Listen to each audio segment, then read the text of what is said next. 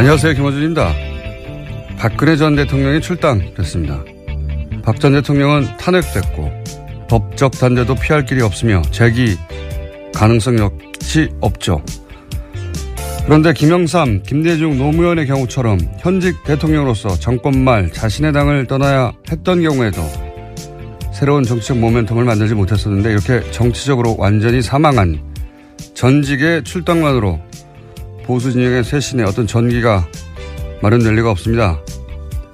그럼에도 박 전 대통령 출당으로 바른정당 통합파가 명분을 얻었다 하는 식의 보도가 이어집니다. 명분이 되긴 뭐가 됩니까? 합쳐야 지방선거도 해볼 수 있고 정부 여당에 맞서 존재감도 보여줄 수 있으니까 아무것도 아닌 박근혜 탈당을 대단한 사건이라도 되느냐 하는 거 아닙니까? 친박 청산하고 보수가 재탄생하겠다던 거창했던 선언에 턱없이 모자란데도 명분이 된다고 언론이 같이 퉁쳐주니까, 정치의 연출에 언론이 같이 장단을 맞춰주니까 얼마나 정치하기 쉽습니까? 그렇게라도 해야 하는 보수의 절박한 사정은 이해간다. 하지만 명분은 안 된다. 최소한 이 정도로도 보도해야 하는 거 아닌가요? 우리 정치가 후진 게 과연 정치만의 책임인가? 아니다. 김어준 생각이었습니다.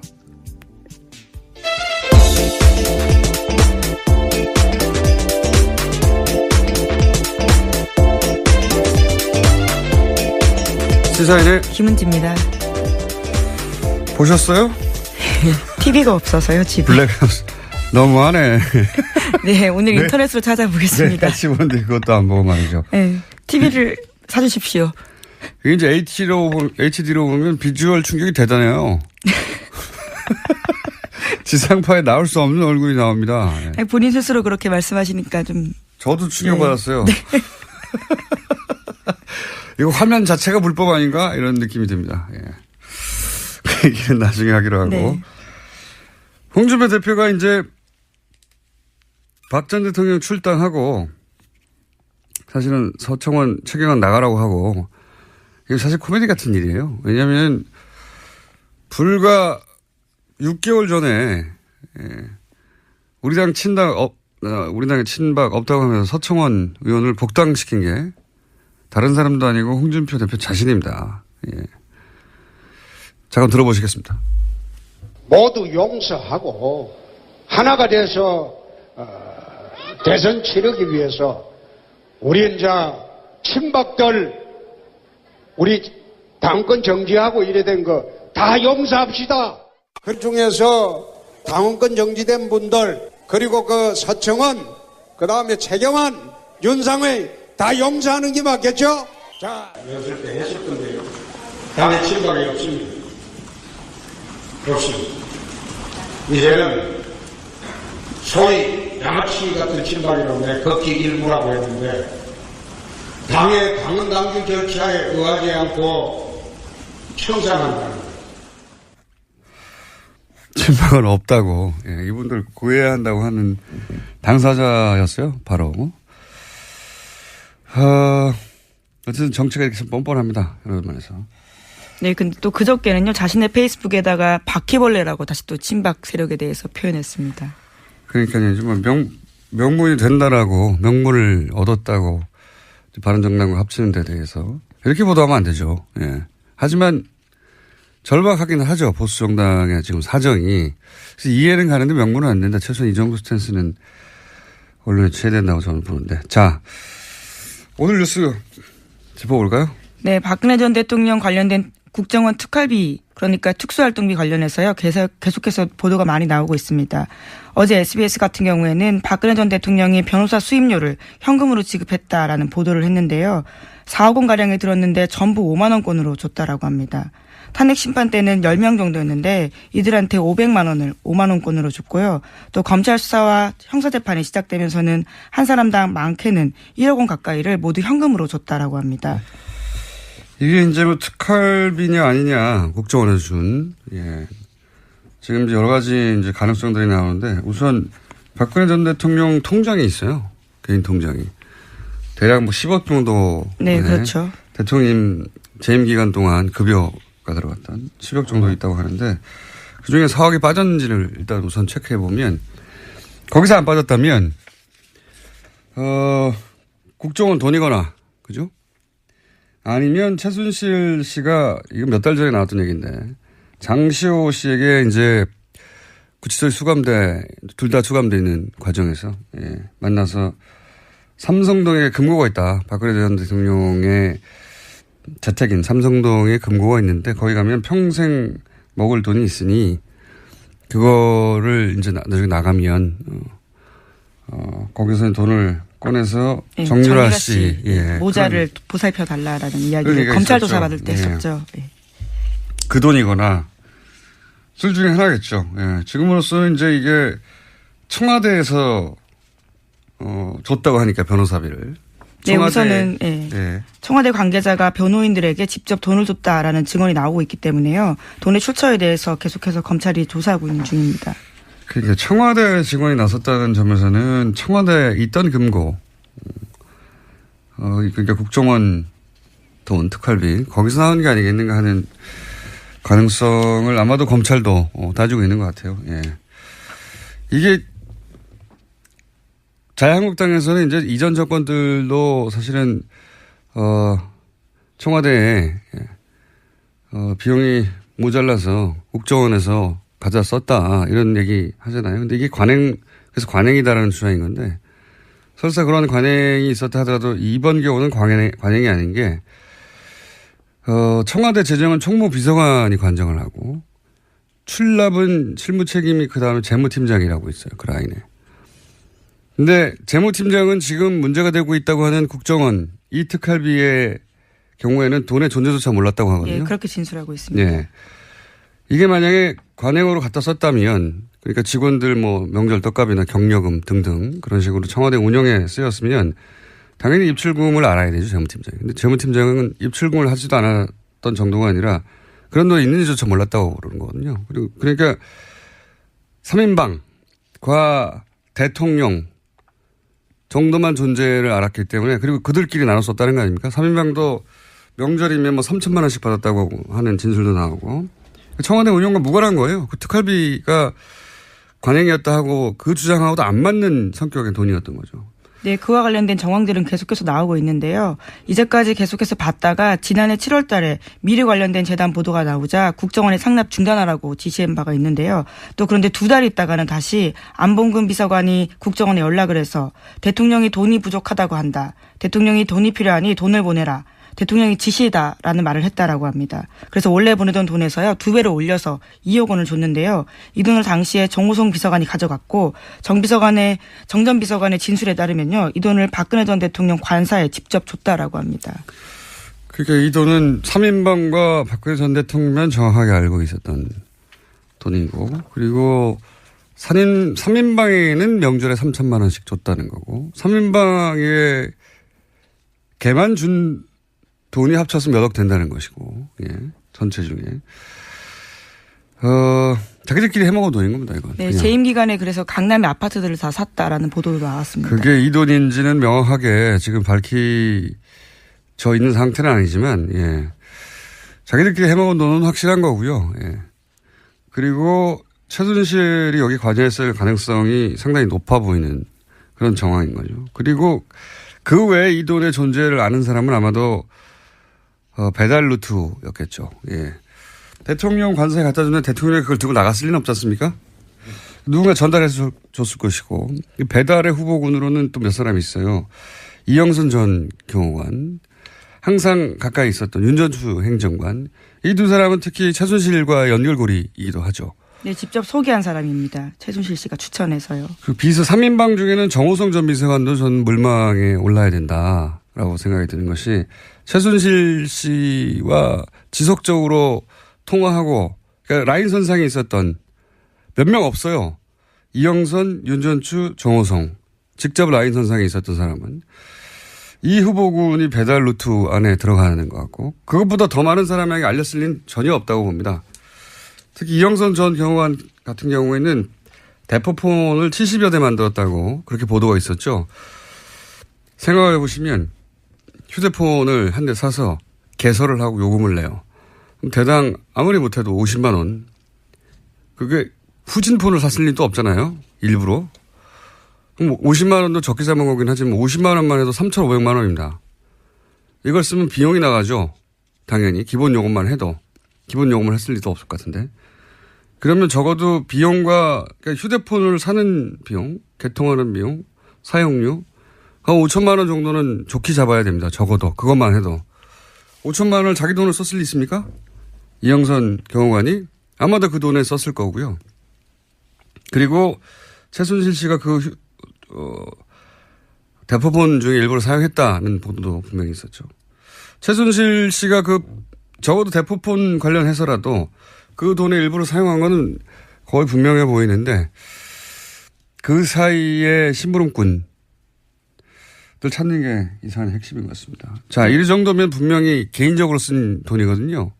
여기에 대해서 박근혜 전 대통령이 한 얘기도 있습니다. 최근 지적된 특수활동비의 개인적 사용이라든가 사회 지도층의 부패 불감증이 우리 사회에 만연해 있다는 것을 여실히 보여준 사례입니다. 이런 묻지마 예산, 눈먼 돈 관행이 반드시 근절되도록 본인의 사건에 대해서 본인이 논평하는 것 같지 않습니까? 예, 그래서 인터넷에 박적박이라고요. 박근혜 전 대통령의 적은 박근혜다 이런 이야기가 있습니다. 보니까 관련된 사안들에 정확하게 해당되는 멘트를 참 많이 그렇죠. 과거했습니다. 자, 이 특활비 관련된 뉴스가 굉장히 많이 나와서 한 번에 묶어서 지금 네, 정리를 그래서 해서. 이영선 경호관 같은 경우에는 검찰이 나오라고 출석을 요구했는데요. 지금 거부하고 있는 중이라고 합니다. 강제 구인하겠죠. 네. 아마도. 네, 이재만 전 비서관 같은 경우에는 이영선 전 행정관한테 돈 줬다라는 취지의 진술도 했다고 하거든요. 그렇기 때문에 나와서 반드시 이야기를 해야 될 것으로 보입니다. 그러니까요. 소위 이제 휴대폰을 닦아줬던 처음에 우리가 잊지 못하는 장면. 그렇죠. 최순실 씨에게 휴대폰을 몸으로 닦아서 건네준. 공손하게 건네준. 이영선 행정관이 사실상 최순실의 수행을 했고 비선 의료진들의 출입, 기치료 아줌마의 출입 등등을 담당했던 소위 이제 박근혜 전 대통령의 비밀에 가장 가까이 있었던 그리고 최순실 씨와 가장 가까이 있었던 중간 인물로 배달 루트일 가능성이 상당히 있죠. 그러니까 안 오는 거겠죠? 네, 여전히 지금 구치소에 있는데요. 1심에서 유죄받고 징역 1년 나왔는데 법정 구속 중입니다. 그렇기 때문에 구인할 수 있는 상황이기 때문에요. 구인이 가능합니다. 박근혜 전 대통령의 경우에야 여러 가지 부담감 때문에 강제 구인을 못 하겠지만 이 경우는 강제 구인 하겠죠. 당연히. 자, 여기까지가 주말 내내 나왔던 국정원 특활비 관련된 뉴스 몇 가지 묶어서 얘기한 거고요. 다음 뉴스는요? 네, 다스와 관련된 소식도 있습니다. 2009년에 이명박 전 대통령이 본인 소유의 빌딩인 영포 빌딩을요, 자신이 만든 청계재단으로 넘겼습니다. 그런데 이 재단의 건물 입주사 가운데 유일하게 월세를 안 내는 회사가 있거든요. 거기가 바로 다스의 자회사인 홍은 프래닝이라는 곳입니다. 어제 JTBC가 보도했습니다. 청계재단은 이명박 전 대통령과 상관없는 사실은 기부했으니까요. 목적 사업에만 돈을 쓸 수 있는 재단인데, 그 재단이 이제 본인 이명박 전 대통령은 누구하고도 자기하고 상관없다고 하는 다스의 자회사를 거기에 들여서 지금 10년 가까이 무료로 건물을 쓰게 하고 있다. 네, 강남의 핵심적인 자리인데요. 거기서도 월세를 전혀 받지 않았다라고 합니다. 특수관계가 자꾸 드러나는 거죠. 자, 그런 보도들이 있고요. 또 다른 뉴스는 뭐가 있습니까? 예, 또 이 빌딩과 관련된 뉴스가 하나 더 있는데요. 2008년에 BBK 특검 검사팀 중에서 한 명인 특검보가 이 사무실에 특검이 해산한 지 2달 만에 들어가 있다라는 보도도 있습니다. 네, 자신이 특검했던 대상이 소유하고 있는 건물에 들어가서 사무실을 차렸다는 거 아니겠습니까? 이건 바로 진짜 거의 직후더라고요. 이러면 안 되는 거죠. 그러니까 특검과 이명박 전 대통령과 특별한 관계가 아니었나 의심하게 하는 이런 뉴스가 이제 10년 만에 나오는군요. 10년 전 일인데. 다음 뉴스는요? 네, 또 이명박 정부 청와대가 전용 회선을 깔아놓고 노무현 정부의 대통령 기록물을 수시로 열람했다라는 보도가 있습니다. 특히 2007년 남북 정상회담과 관련해서 NLL 포기 발언으로 한창 논란이었었는데 그때 회담 자료를 들여다봤다라는 겁니다. 그 당시만 하더라도요 27차례 열람했다라고 하거든요. 그때가 새누리당에서 한참 문재인 야당 대선 후보를 공격할 때였는데 그와 관련된 주장들을 새누리당에서 계속해서 했었습니다. 그래서 정보의 출처가 청와대가 아니냐라는 의혹이 제기됐는데 그때 아주 많이 본 거죠. 노무현 정부 시절 대통령 기록물을 원격으로 열람한 게 그렇게 해서 총 3,000 몇백 번 정도. 네, 3,800여 번 된다고 합니다. 된다고 하니까 이명박 정부에서는 사실 노무현 생전에는 물론 사후에도 철저히 정치적으로 파멸시켜야 된다. 그래야 보수 정권이 영구 집권이 가능하다. 뭐 그런 식의 꿈을 꿨던 것 같아요. 그래서 3,800번이면 이게 1년으로 따지면 하루 10번씩 본 것이고, 예. 5년으로 따져도 몇 번입니까? 이틀에 한 번씩 본 겁니까? 엄청나게 본 거죠. 예. 매번 뭐 없나 싶어서 뒤져보고, 예. 그걸 건수를 잡아서, 그리고 이제 지금 보수정당에서는 정치 보복이라고 하는데, 정치 보복이 말이 안 되는 것이, 노무현 전 대통령은 이명박 후보 시절부터 정치적 탄압을 하거나 뭐 보복당한 일을 한 게 없어요. 그냥 자기들이 그렇게 한 거지. 보복이란 논리적인 성립이 안 됩니다. 예. 자. 네, 물론 국가기록원 쪽에서는 규정대로 열람했다라고는 하지만요. 외부에서 이렇게 열람하는 게 부적절하다는 이야기 나오고 있다고 합니다. 그렇게 둘 거면 대통령 기록물 따로 관리할 이유가 뭐가 있습니까? 그냥 원격으로 다 하는데 갖다 놓고 하지. 어쨌든 뭐 문재인 정부 들어서는 이렇게 안 하고 있다고 하고요. 그렇게 안 하는 게 맞는 거죠. 대통령 기록물을 자기가 전문가하고 따로 얘기해 보기로 하고요. 예, 요 사안은. 어쨌든 그렇게 열람했다고 합니다. 자, 뉴스 시간이 벌써 다 돼가네요. 예, 하나, 둘 정도 제목 읽고. 네, 오늘 바른정당의 김무성 의원 등 9명이요. 집단으로 탈당 선언을 하게 됩니다. 그럼으로써 바른정당이 만들어진 지 9개월여 만에요. 원내교섭단체 지위를 잃을 것으로 보입니다. 이게 뭐 오랫동안 오갔던 이야기라, 예. 결국 숫자가 몇 명이고 언제냐가 이제 관심 대상이었는데, 대략 9명 정도? 네, 예. 그렇습니다.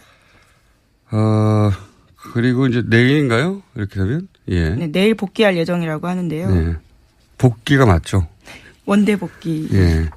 여기서 이제 꼭 지적해두고 싶은 것은, 김무성 전 대표는 유승민 의원을 당시 망설이는 마지막까지 남아있겠다고 한 유승민 의원을 최후에 끌고 나온 장본인이에요. 바른정당을 만들 때 말씀하시는 예, 거죠? 만들 네. 때. 본인은 이제 좀 더 노력해보겠다. 새누리당이 남아서. 하던 유승민 의원을, 극구 끌고 나온 장본인인데, 이제 유승민 의원이 이제 나는 그렇다면 보수의 세계를 가겠다고 하는 유승민 의원을 버리고 자기만 살겠다고 돌아가는 거잖아요. 저는 김무성 전 대표에 대해서, 지적하는 그 점을, 예. 기사가 쏟아져야 된다고 보는데 그런 얘기는 전혀 없어서 다시 언급해 듭니다. 예. 이건 경우가 아니지 않습니까? 그냥 정치고 뭐고 다 떠나서 자기가 다른 사람 돌아가도 자기는 유승민 대표 의원 옆에 남아줘야 되는 거 아닌가요? 예. 자, 오늘 여기까지 해야 되겠습니다. 시사인의 김은지였습니다. 감사합니다. 친애하는 국민 여러분 안녕하십니까. 여러분의 귀염둥이 MB 인사 올렸습니다. 까꿍. 국민 여러분, 나는 평소에 탈세가 범죄이듯 공직자가 예산을 낭비하는 것도 일종의 범죄라고 생각하고 있습니다. 더구나 가장 어려운 사람이 가야 할 돈을 횡령하는 것은 용서받지 못할 범죄입니다. 저는 그런 확신을 가지고 있습니다. 진우, 들었나? 네가 나를 아직 잘 모르는 모양인데 사실은 나 이런 사람이야. 들었지? 그러니까 앞으로 좀 잘해. 오해도 좀 풀고. 간다. 근데 보자가 내가 이제 저런 말을 했냐 나 진짜로? 내가 하도 맘에무술 많이 하는 말이야. 이건 특히 내 기억이 안 나. 내가 진짜 했냐 이거? 그래? 나 이거 왜 기억이 안 나지? 내 저런 말 했어?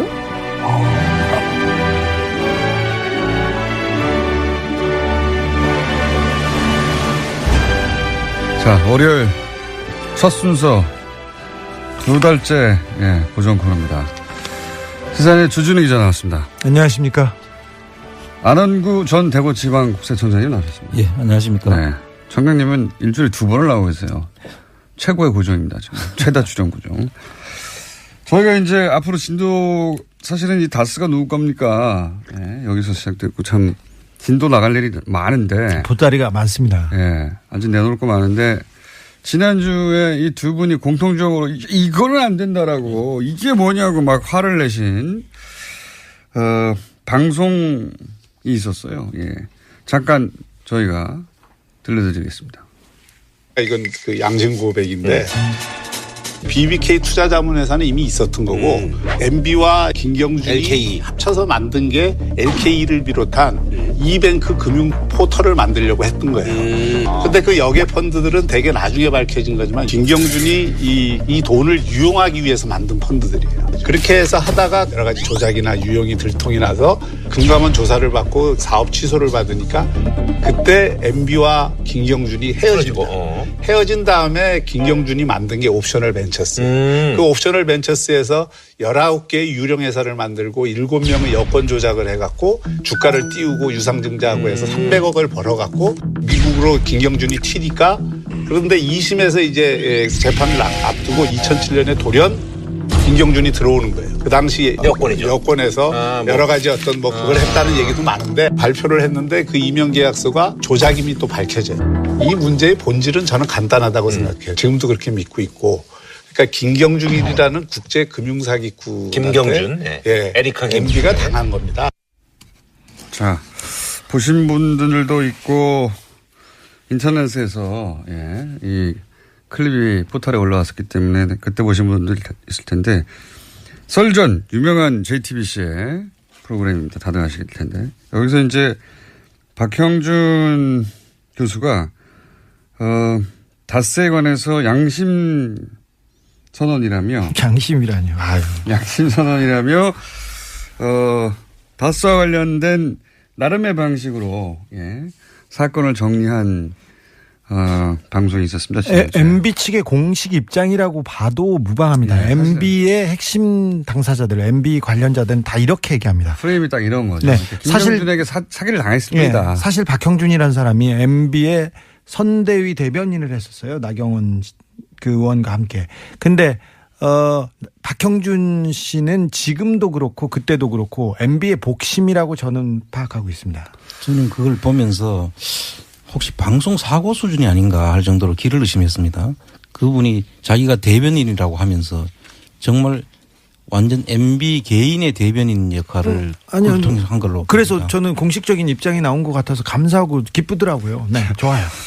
요 박형준 교수가 얘기한 프레임이 사실은 이명박 후보 시절의 프레임이기도 하고 검찰이 특검에서 발표한 프레임이기도 하고 지금도 여전히 10년 동안 주장하는 프레임입니다. 네, 그런데 이제 그걸 보다가 이제 두 전문가 분들이 벌떡이를 해서 이거 말도 안 된다고 이거 가지고 1시간 동안 1시간이 뭡니까? 몇 시간 동안 얘기할 수 있다고 하셨으나 3박 4일인데 오늘은 그중에 몇 가지만 두세 가지 정도만 이게 이 프레임이 왜 사실과 다른가 짚고 그리고 박형준 교수님도 발언 기회가 있어야 되니까 저희 방송에 나와서 왜냐하면 다른 방송에서는 말이죠 박형준 교수님만큼 아는 사람이 없어요. 그래서 박형준 교수가 얘기하는 것에 대해서 반박하기 어렵습니다. 그 자리에서 잘 모르니까 저희는 아주 자세히 알고 있어요. 그러니까 저희 방송에 나오시면 저희가 즐거운 대화 상대가 되어드리겠습니다. 네. 섭외 한번 들어가겠습니다. 네네. 일단 양심 고백이라고 했던 양심에 대한 단어부터 조금 다시 고쳐주고 싶은데요. 그거는 이제 개인적으로 하시고요. 양심 고백이 아니라 양심 매각 아닌가요? 그런 얘기는 당사자가 있을 때 하시고요. 자, 그냥 사실관계 여기서 좀 아는데 굵직한 것만 얘기해보죠. 이명박 전 대통령을 만나기 전에 이미 김경준 씨가 BBK를 설립한 것이다. 여기서부터 출발해요, 사실은. 그러니까 BBK 이미 있었다는 거죠. 김경준 씨 혼자서 사업하려고. 근데 이제 나중에 만나서 이제 주장을 보면 김경준 씨는 99년 초에 이명박 전 대통령을 만나서 몇 달 후 4월에 BBK를 만든다. 김경준 씨의 주장입니다. 네. 이명박 전 대통령은 아니다. 2000년 2월에 만났다. 이렇게 돼야 이제 BBK 설립한 뒤가 되거든요. 이후. 그래서 BBK 설립은 김경준이 한 거고 나는 안 했다. 이런 주장인데 이런 주장을 고수한 이제 박형준 교수도 얘기한 겁니다. 이게 왜 아닙니까? 그 2002년에 만난 건 아니고요. 그 당시에 2000년 2월. 예. 2000년 2월에 만난 건 아니고 그 전에 에리카 김하고 이명박 씨가 미국에 건너가 있는 동안에 그때 그 국회의원을 하다가 그만두고 의원직이 의원 상실됐죠. 상실됐죠. 그 미국 가서 에리카 김하고 만났다는 이야기들이 있지 않습니까? 네, 만난 게 아니라 아주 친하게 지냈어요. 그래서 그 결과로 해서 아마 소개가 되는 것 같고 그래서 만난 것으로 지금 보입니다. 네. 에리카 김 씨도 본인이 MB와 김경준을 소개해줬다는 얘기는 하셨어요.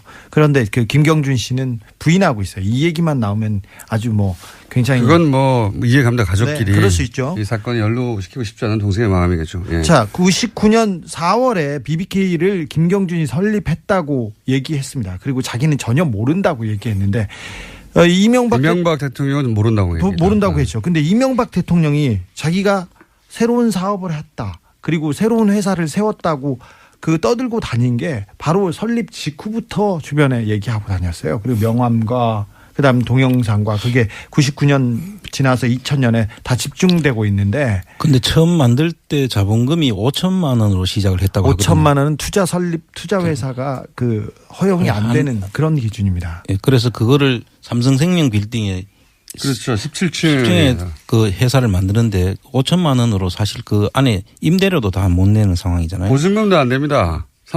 중구에 있는 삼성생명 빌딩 17층에 거의 전축을 썼거든요. 회사가 생기자마자 이 보증금도 못 낼 만한 작은 5천만 원짜리 자본금 회사가 여기서 어떻게 사무실 엽니까? 근데 삼성생명 사장이 이명박 전 대통령과 동기거든요. 고르되. 네. 그렇죠. 예.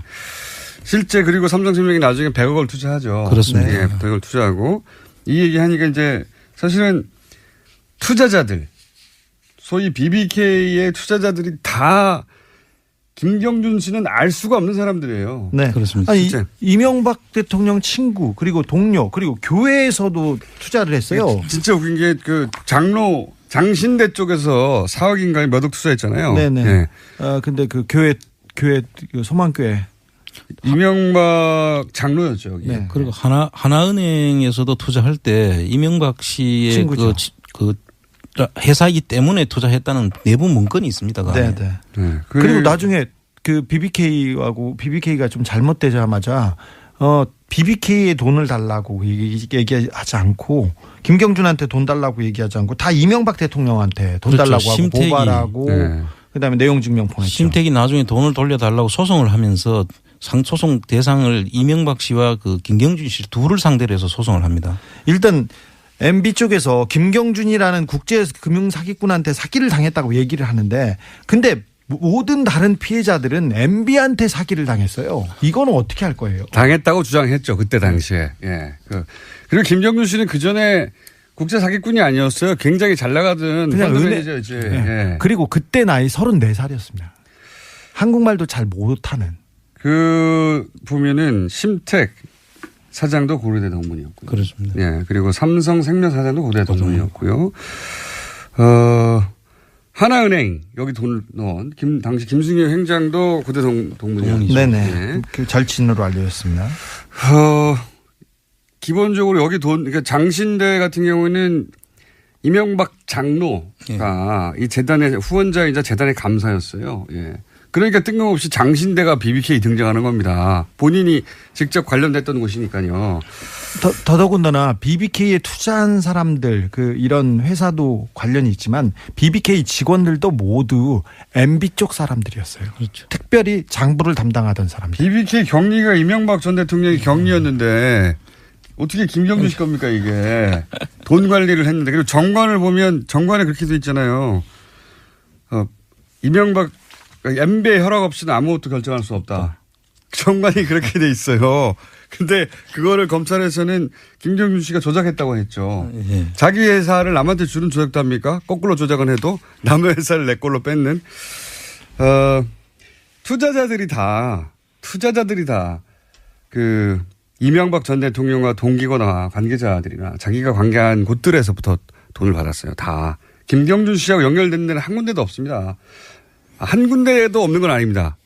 처음에 30억인가요? 어디인가. 이뱅크라고 예. 그 돈이 30억 들어오는데 그것도 그분의 수사가 안 이루어졌더라고요. 수사 결과를 보니까. 그런데 그분도 상당히 관련이 있기 때문에 나중에 그 매각하는 과정을 보면은 그분도 관련성이 충분히 보이는 대목이 있습니다. 그러니까요. 삼성생명도 당시 배정충 사장이 고려대 동문이었고 동문 아니면 본인이 관여한 곳 아니면 다스 이런 곳에서 다 돈이 들어오는데 김경준 씨가 저런 것도 있어요. 김경준 씨가 돈을 이제 다스로부터 받지 않습니까? 예. 근데 당시 사장이 LA에 법원에 가가지고 재판을 받을 때 법정 진술한 것들이 남아 있어요. 국내가 아니라 거기서 그때 뭐 그런 질문들을 합니다. 당신이 김경준 씨가 판사가 묻는 거예요. 그 다스 사장한테 김경준 씨를 투자 이전에 만난 적이 있나? 없다. 예. 그 이후에도 만난 적이 없고요. 딱 30분 만났습니다. 그러니까요. 190억을 투자하는 회사의 사장한테 이 김경준 씨를 만난 적이 있냐 그러니까 없다. 그러면 김경준 씨 투자 관련해서 회사가 논의한 적이 있냐? 없다. 그대로 남아 있어요. 심지어는 그 190억 중에 9억을 LKE를 만들 때 김경준 씨 유상증자 대금으로 쓰였다고 검찰에서 밝혀놨어요. 자, 이 다스가 190억입니다. 당시 다스의 뭐라고 그러죠? 그 남아있는 순이익이나 뭐 영업이익보다도 훨씬 큰 그렇죠. 이익금보다도 훨씬 더 큰 금액을 지금 회사가 잘못하면 망할 수도 있는 그렇죠. 그런 돈은 190억을 확 쏟아부으면서 그 사장은 그 투자 대상인 김경준 씨를 만난 적도 없고 회의를 한 적도 없는데 만난 지 30분 만에 190억을 투자를 해요. 말도 안 되지 않습니까? 그런데 여기에 대해서 이명박 전 대통령이 자, 그러면 회사가 그렇게 30분 만에 투자 결정을 했는데, 그럼 이상은, 그리고, 누굽니까? 이상은하고 김재정 씨. 그러니까, 최대 주주들이죠. 예. 그 두 사람이 물어봤느냐. 김경준 씨가 어떤 사람이냐고. 김경준 씨를 만난다고 하고 있었으니까요. 그렇죠. 물어봐야 될 거 아닙니까? 회사가 운명이 걸린 190억을 투자하는데, 이명박 전 대통령에게 김경준 어떤 사람이냐고 물어보니까 본인은 모른다고. 네. 가족들인데 자기하고 같이 사업하고 있는 김경준 씨에 대해서 이명박 전 대통령한테 안 물어봤다는 거예요. 자기는 모른다고 한 번도. 예. 그러니까 아무도 이 190억에 대한 투자가 어떻게 이루는지 모르는 거예요. 심지어 김경준 씨는 김재정 씨를 집사인 줄 알았어요. 정말 집에서 허드렛 일을 하는 집사인 줄 알았고요. 왜냐면 이명박 전 대통령 집에 갔더니 집사 같은 사람이 있어가지고 잠바 입고 일하고 있었답니다. 네, 그리고는 저 사람 누구냐고 그랬더니 이상은 회장에 대해서는 알지도 못합니다. 자, 190억을 투자한 다스의 사장은 김경준 씨를 그때 처음 받고 30분 만에 190억을 투자한 거예요. 예. 어떻게 이게 다스의 결정입니까? 자체적으로. 자, 이거 하나만 해도 할 말이 진짜 많은데. 이 10개인데 하나를 했어요. 이렇게 하면 어떻게 해, 방송을. 하나만 가지고 넘어가야 하는 것 같아요. 아유, 어떻게 해. 이제 다 끝났어. 아니 10분 남았는데 너무 많이 했네. 아니, 이제 박형준 교수님이 한 말이 너무 많아가지고 다 짚어야 되는데. 1번이에요. 지금 10번 중에 1번이에요, 지금. 그러니까 박형준 교수님이 한번 출연해 주십시오. 저희가 섭외 한번 들어갈 테니까요. 네. 이 시간에 같이 나와가지고 알고 계신 거 굉장히 자세히 알고 있더라고요. 예.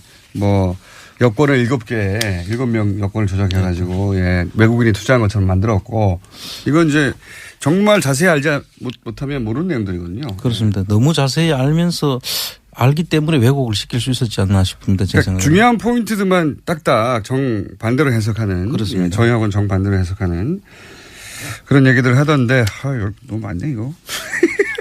다 하려고 그러니까? 몇 개는 해야죠, 중요한 거. 근데 또 주진우 기자가 또 뭐 들고 왔다고 그래가지고요. 참.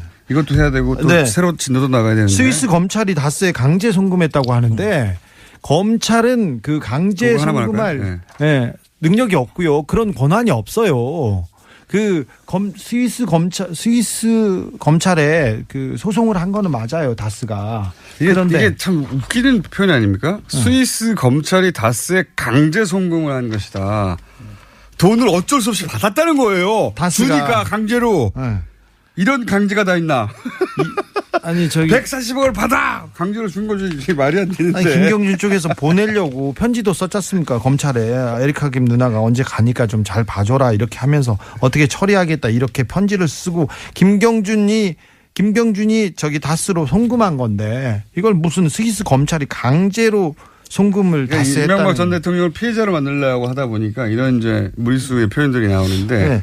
그 또 한 가지는 꼭 짚어야 될 만한 게 그 여기서 이상은 씨가 이명박 씨 형이 창업주라고 이야기를 합니다. 아니죠. 사실 그 87년도에 이 회사 다스라는 회사를 만들 때는 대북이공이었습니다. 김재정 씨가 창업주거든요. 네, 최대주였고요. 서류상으로는 그 당시에 그 87년도에 그 7월달에 6억을 처음에 넣고 설립을 했고 8월달에 4억을 더 넣어서 10억을 가지고 김재정 씨 단독 회사였어요. 그때는.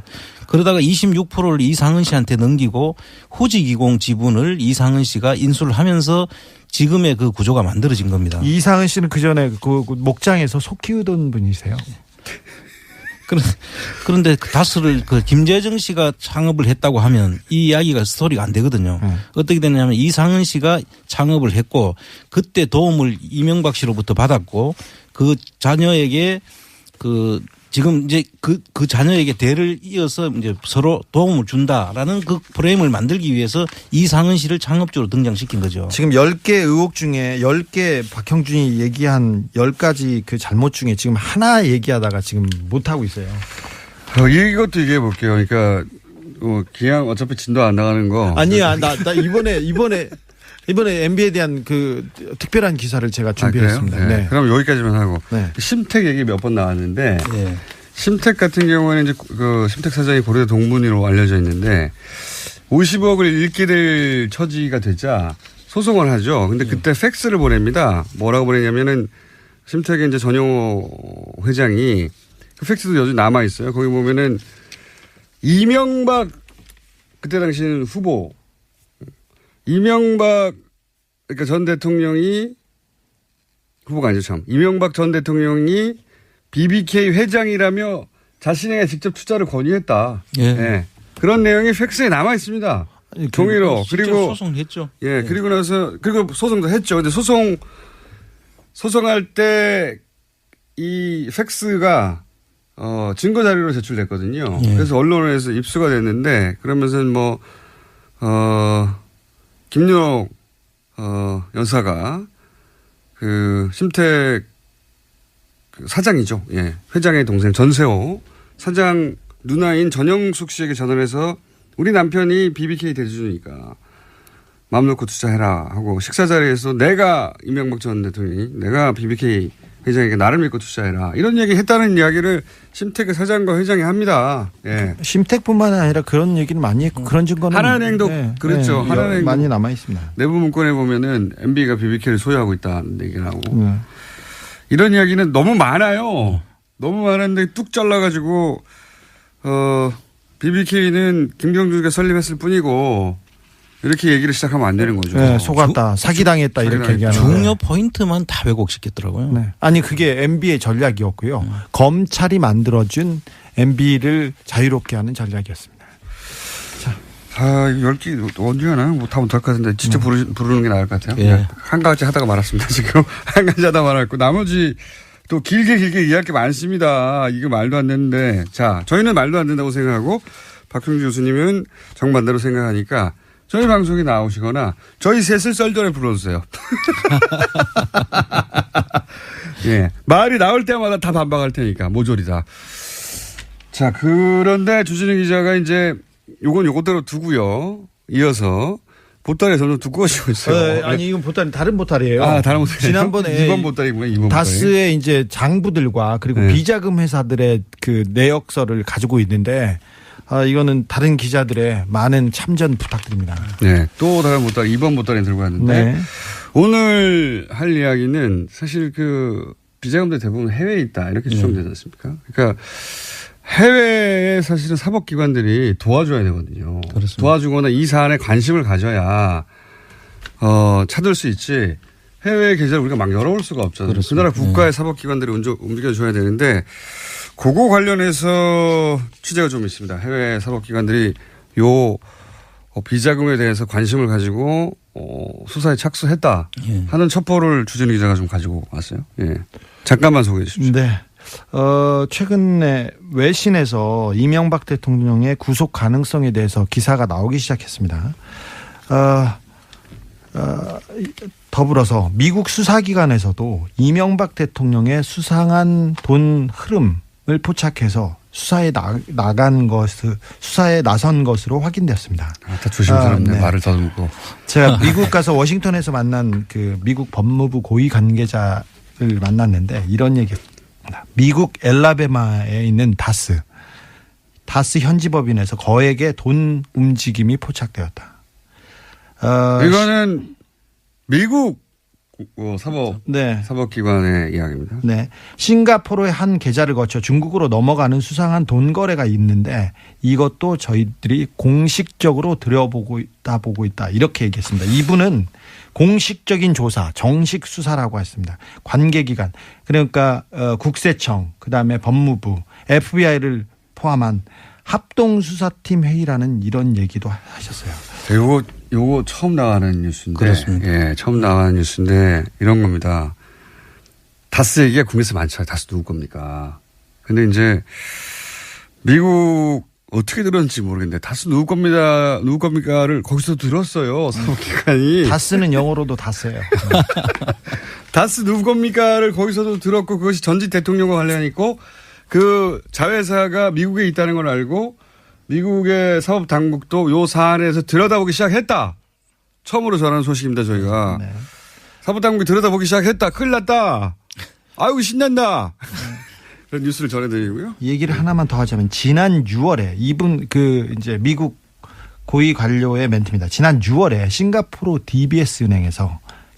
DBS 은행은 우리가 MB의 저수지가 있을 것으로 저하고 주준희 씨가 6년 전에 방문했던 곳입니다. 네. 예. DBS 은행에서 중국 HSBC 은행으로 넘어간 2천만 달러가 다스와 연관된 것으로 보고 있고 이 싱가포르 계좌에는 포스코, 효성 등 한국의 대기업도 연관이 돼 있는 것으로 안다. 이렇게.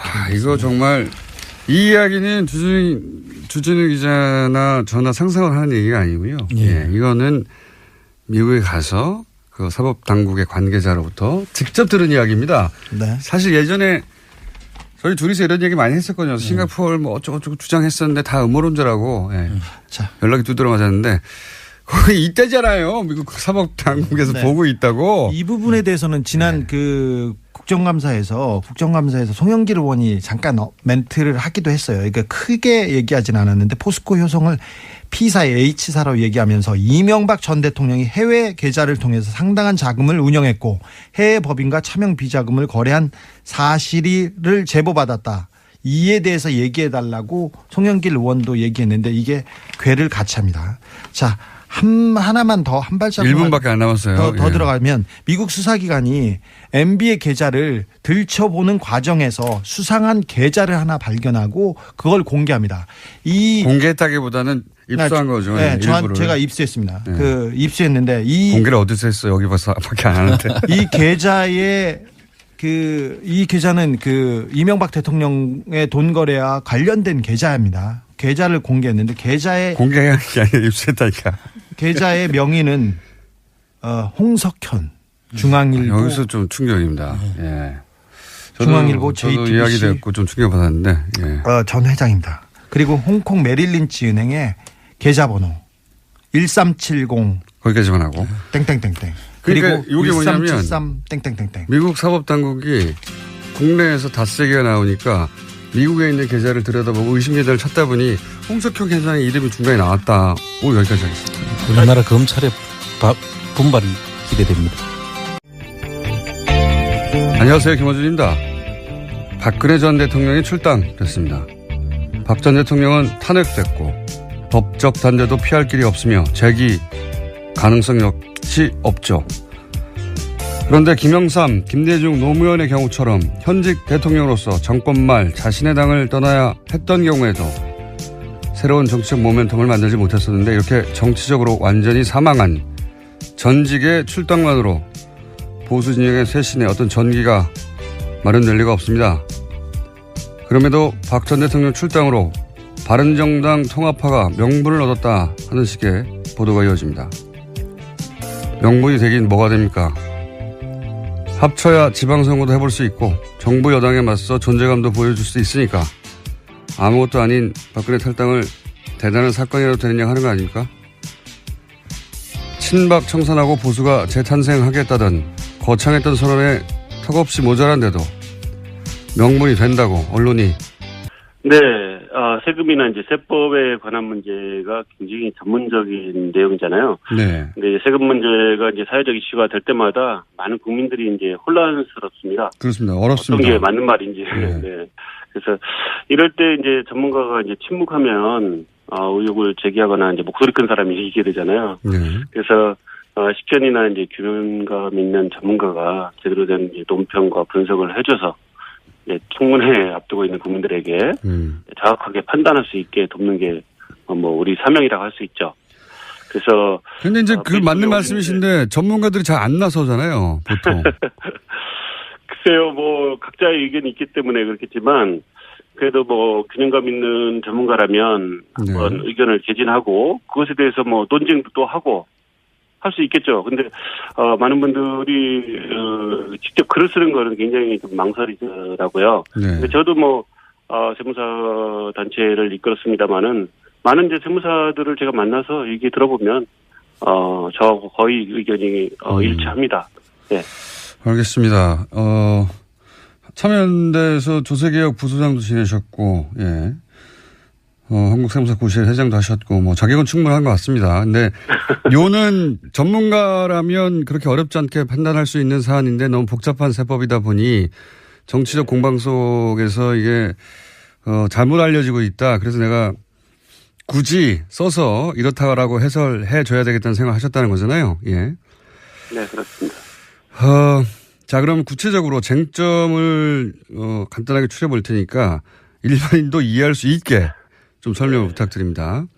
우선 크게 나누면 두 가지인데 그 후보자의 장모, 홍 후보자의 장모가 보유하고 있던 상가 지분을 딸과 손녀에게 나눠서 증여합니다. 네. 네. 그랬더니 이게 쪼개기 증여다. 예, 단어부터 뉘앙스가 그러니까 증여세를 덜 내려고 편법으로 꼼수를 부렸다. 이런 뉘앙스예요. 이게 문제가 됩니까?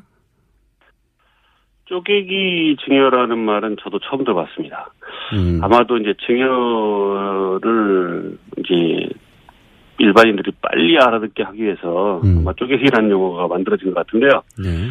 사실 증여라는 거 이제 어르신들이 이제 대물림을 네. 위해서 어르신 연세가 이제 높아지지 않습니까? 그러면 네. 이제 자손들한테 상속이나 증여를 통해서 대물림을 합니다. 네, 거기까지는 물론 대물림 할 것도 아무것도 없는 분들도 계시죠. 네네. 근데 근데 아파트라도 한 채 있다. 네. 집이라도 한 채 있다 그러면 당연히 대물림을 할 수밖에 없어요. 안 그러면은 네네.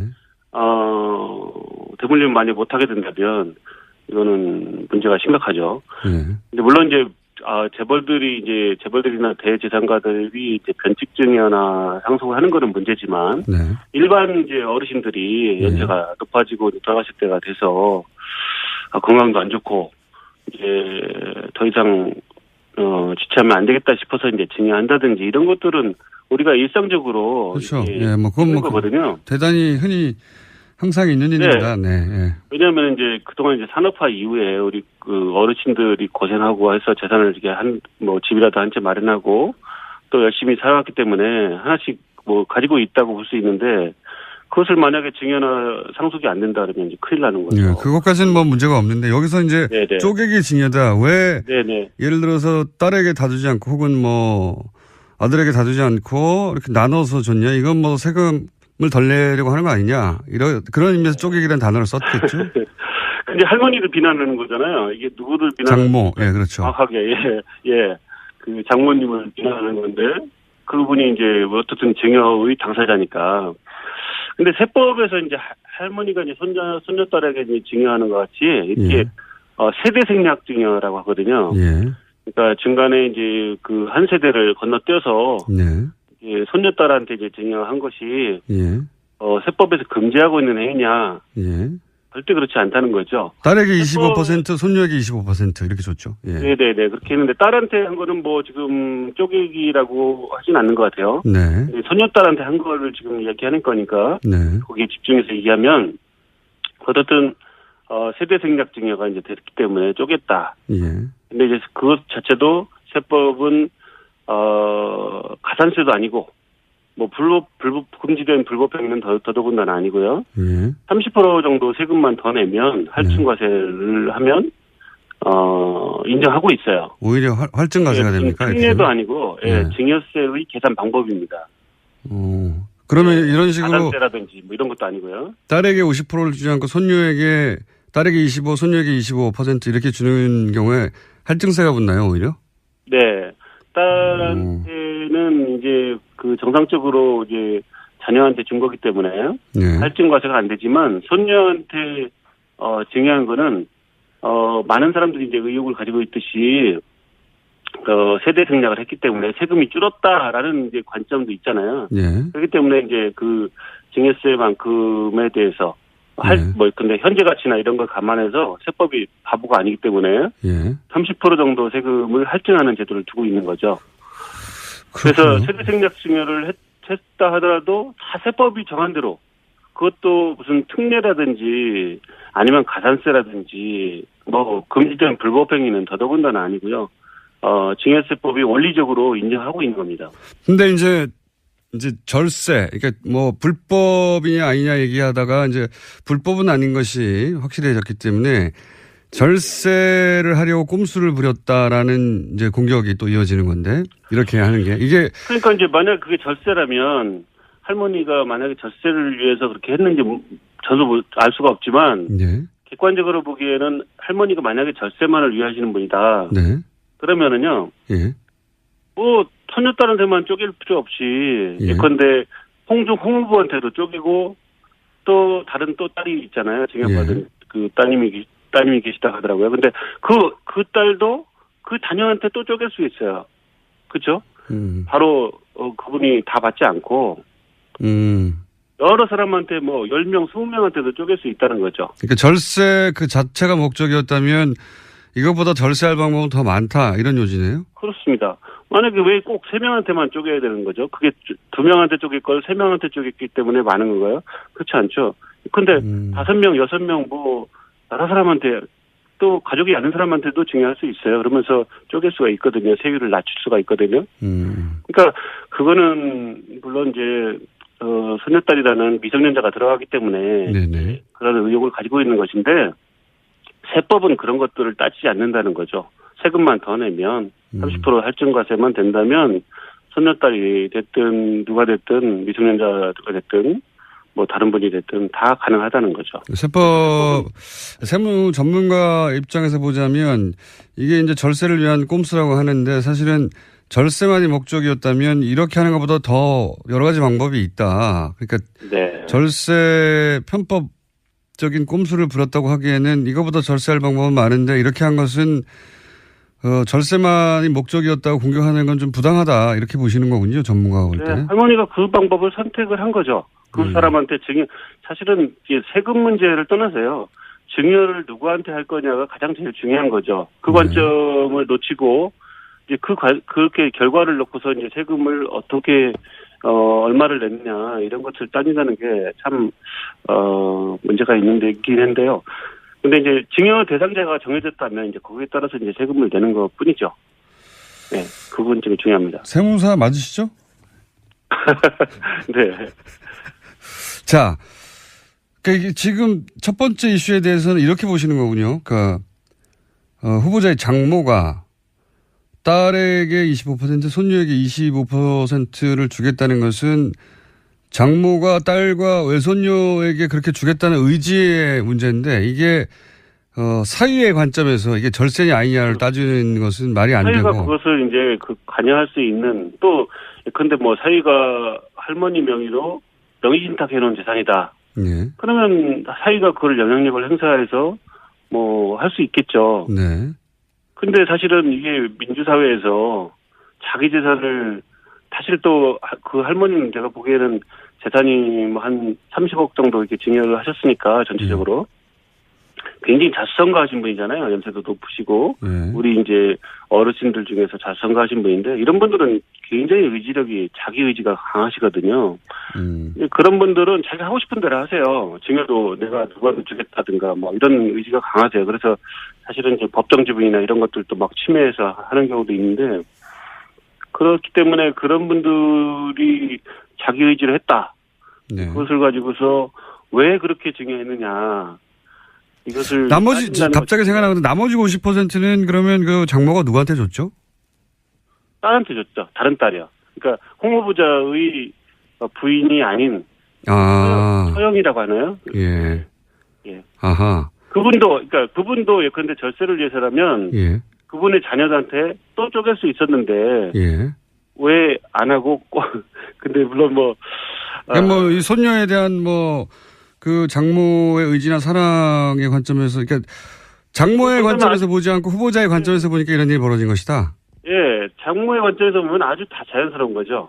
증여하고 싶은 재산을 가진 사람이 증여를 결정하는 것이지 누구도 그것을 결정하기 어렵다는 거죠. 증여 받는 사람이 그렇지 않다. 나도 더 달라. 아니면은 그건 다른 사람한테 또 줘라. 이렇게 할 수가 없잖아요. 그 관점이 그렇게 생각하니까 맞긴 맞는 것 같습니다. 물론 저희도 다른 세무 전문가의 반론도 혹은 문제 제기도 받긴 받을 텐데, 네. 그 대표님이 보시기에는 장모의 관점, 돈을 가진 사람, 물려주는 사람의 입장에서 보자면 자신의 두 딸에게 75%를 주고 외손녀에게 25% 주겠다는 게 그분의 의지인데 그걸 왜 돈을 물려받는 그러니까 후보자의 관점에서 봐서 절세라고만 하느냐. 절세만의 목적이었다면 다른 딸에게 준 것도 나눴을 것이고 혹은 더 많이 나눴을 것이다. 예, 그 절세 세법은 이제 행정법이거든요. 행정법의 모든 그 구석구석에는 헌법의 가치에서 존재해야 되거든요. 그러니까 우리가 그 할머니의 재산권, 사회재산권에 대해서 왜 이렇게 했느냐라고 자꾸 색안경을 끼고 보고 세금을 탈루했다고 보고 하니까 이런 이제 문제가 생기는 거거든요. 근데 이거는 할머니의 전적인 프라이버시에 관련된 문제거든요. 자, 또 한 가지요. 네. 그 절세 그 자체가 목적이었다고 보기에는 세무전문가 볼 때 다른 방법도 많다. 더 많이 절세할. 그렇게만 보기 어렵다. 이것은 장모 의지로 읽어야 한다. 그건 이해했고요. 네네. 또 한 가지가 지적되는 것이, 장모가 상가의 25%를 손녀에게 물려줄 때, 그 경우에 이제 손녀의 부모, 그리고 여기서는 홍 후보죠. 홍 후보가 딸 대신에 그 증여세를 내주면 되는데, 그리고 나서 증여세, 그 돈에 대해서, 또다시 증여세를 내면 되는데, 홍 후보가 딸한테 돈을 그냥 주지 않고, 그렇게 해서 대납시키고, 필요하면 거기에 대한 세금을 내지 않고, 홍 후보 부인이 딸에게 돈을 빌려주고, 그러니까 모녀지간 차용증을 쓴 거죠. 그리고 빌려준 돈에 대해서는 상가에서 나오는 수익으로 갚게 하고, 또 그 이자 부담을 지게 하고 원천 징수하고 굉장히 복잡하게 처리해서 복잡한 이유가 뭐겠냐. 이거는 결국은 복잡하게 만들어서 세금을 덜 내려고 하는 어떤 꼼수 아니겠느냐 하는 지적이거든요. 네네. 이건 어떻습니까? 네네. 이게 지금 문제는 이제 증여를 받은 사람이 사실 증여받은 것 중에서 세금을 내면 되는데 보통 증여받은 게 부동산이에요. 부동산 중에서도 전체 부동산이 아니고 25% 지분 일부거든요.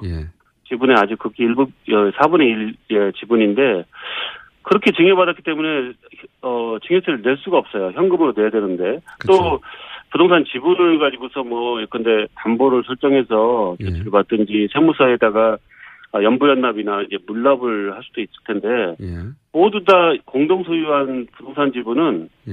담보 설정 자체가 안 돼요. 왜냐하면 다른 사람들의 공동으로 소유하고 있기 때문에 더더군다나 이 사람이 미성년자입니다. 예. 은행에서 대출될 리가 없죠. 그래서 세금을 내기 위해서 이제 어떻게라도 현금을 장만해야 되는데 안 그러면 이제 날짜 납부할 날짜는 다가오고 체납자가 될 수도 있잖아요. 그래서 예. 아마도 이제 공무자의 부인이 이제 돈이 있으니까 납세 의무자인 이제 딸에게 이제 세금을 낼 돈을 이제 빌려준 거죠. 근데 이제 왜 빌려줬냐? 차용계약을 했느냐? 그냥 주지. 이 말씀을 이제 많이 하시는데요. 예. 그것도 마찬가지잖아요. 왜 딸한테 돈을 안 줬냐? 아까는 이제 그 쪼개기 증여에서는 왜 증여를 그렇게 했냐고 하고, 예.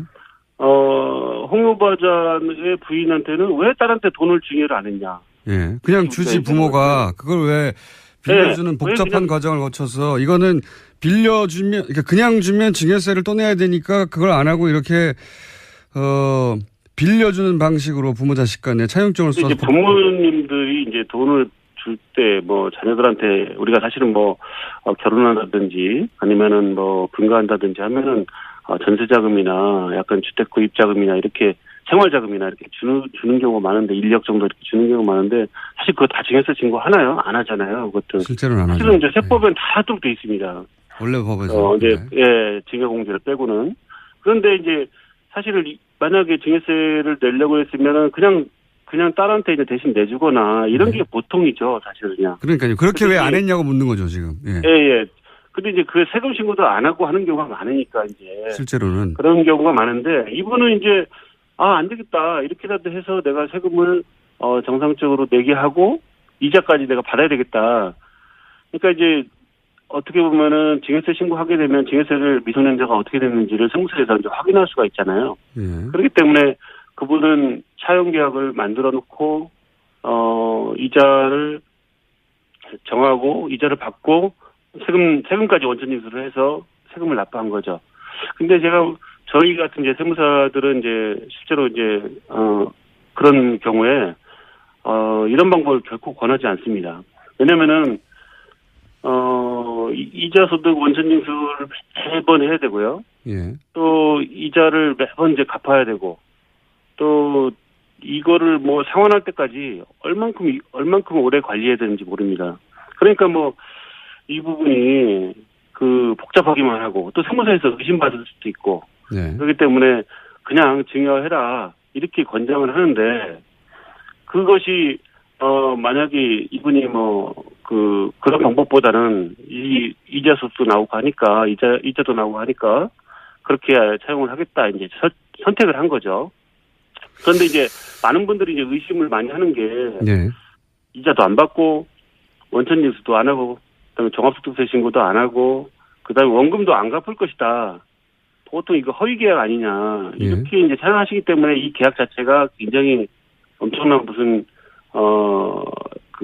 세금을 회피하기 위한 수단, 신종 절세 수단 기술 뭐 이렇게 보시는데 실제로 그거에 따라서 계약에 따라서 모든 원천징수도 하고 이렇게 했다면 세금을 직접 증여한 것보다 예. 결코 세금을 적게 내는 게 아닙니다. 왜 그러냐면은 이자에 대해서 27.5% 원천징수해서 세금을 내야 되고요.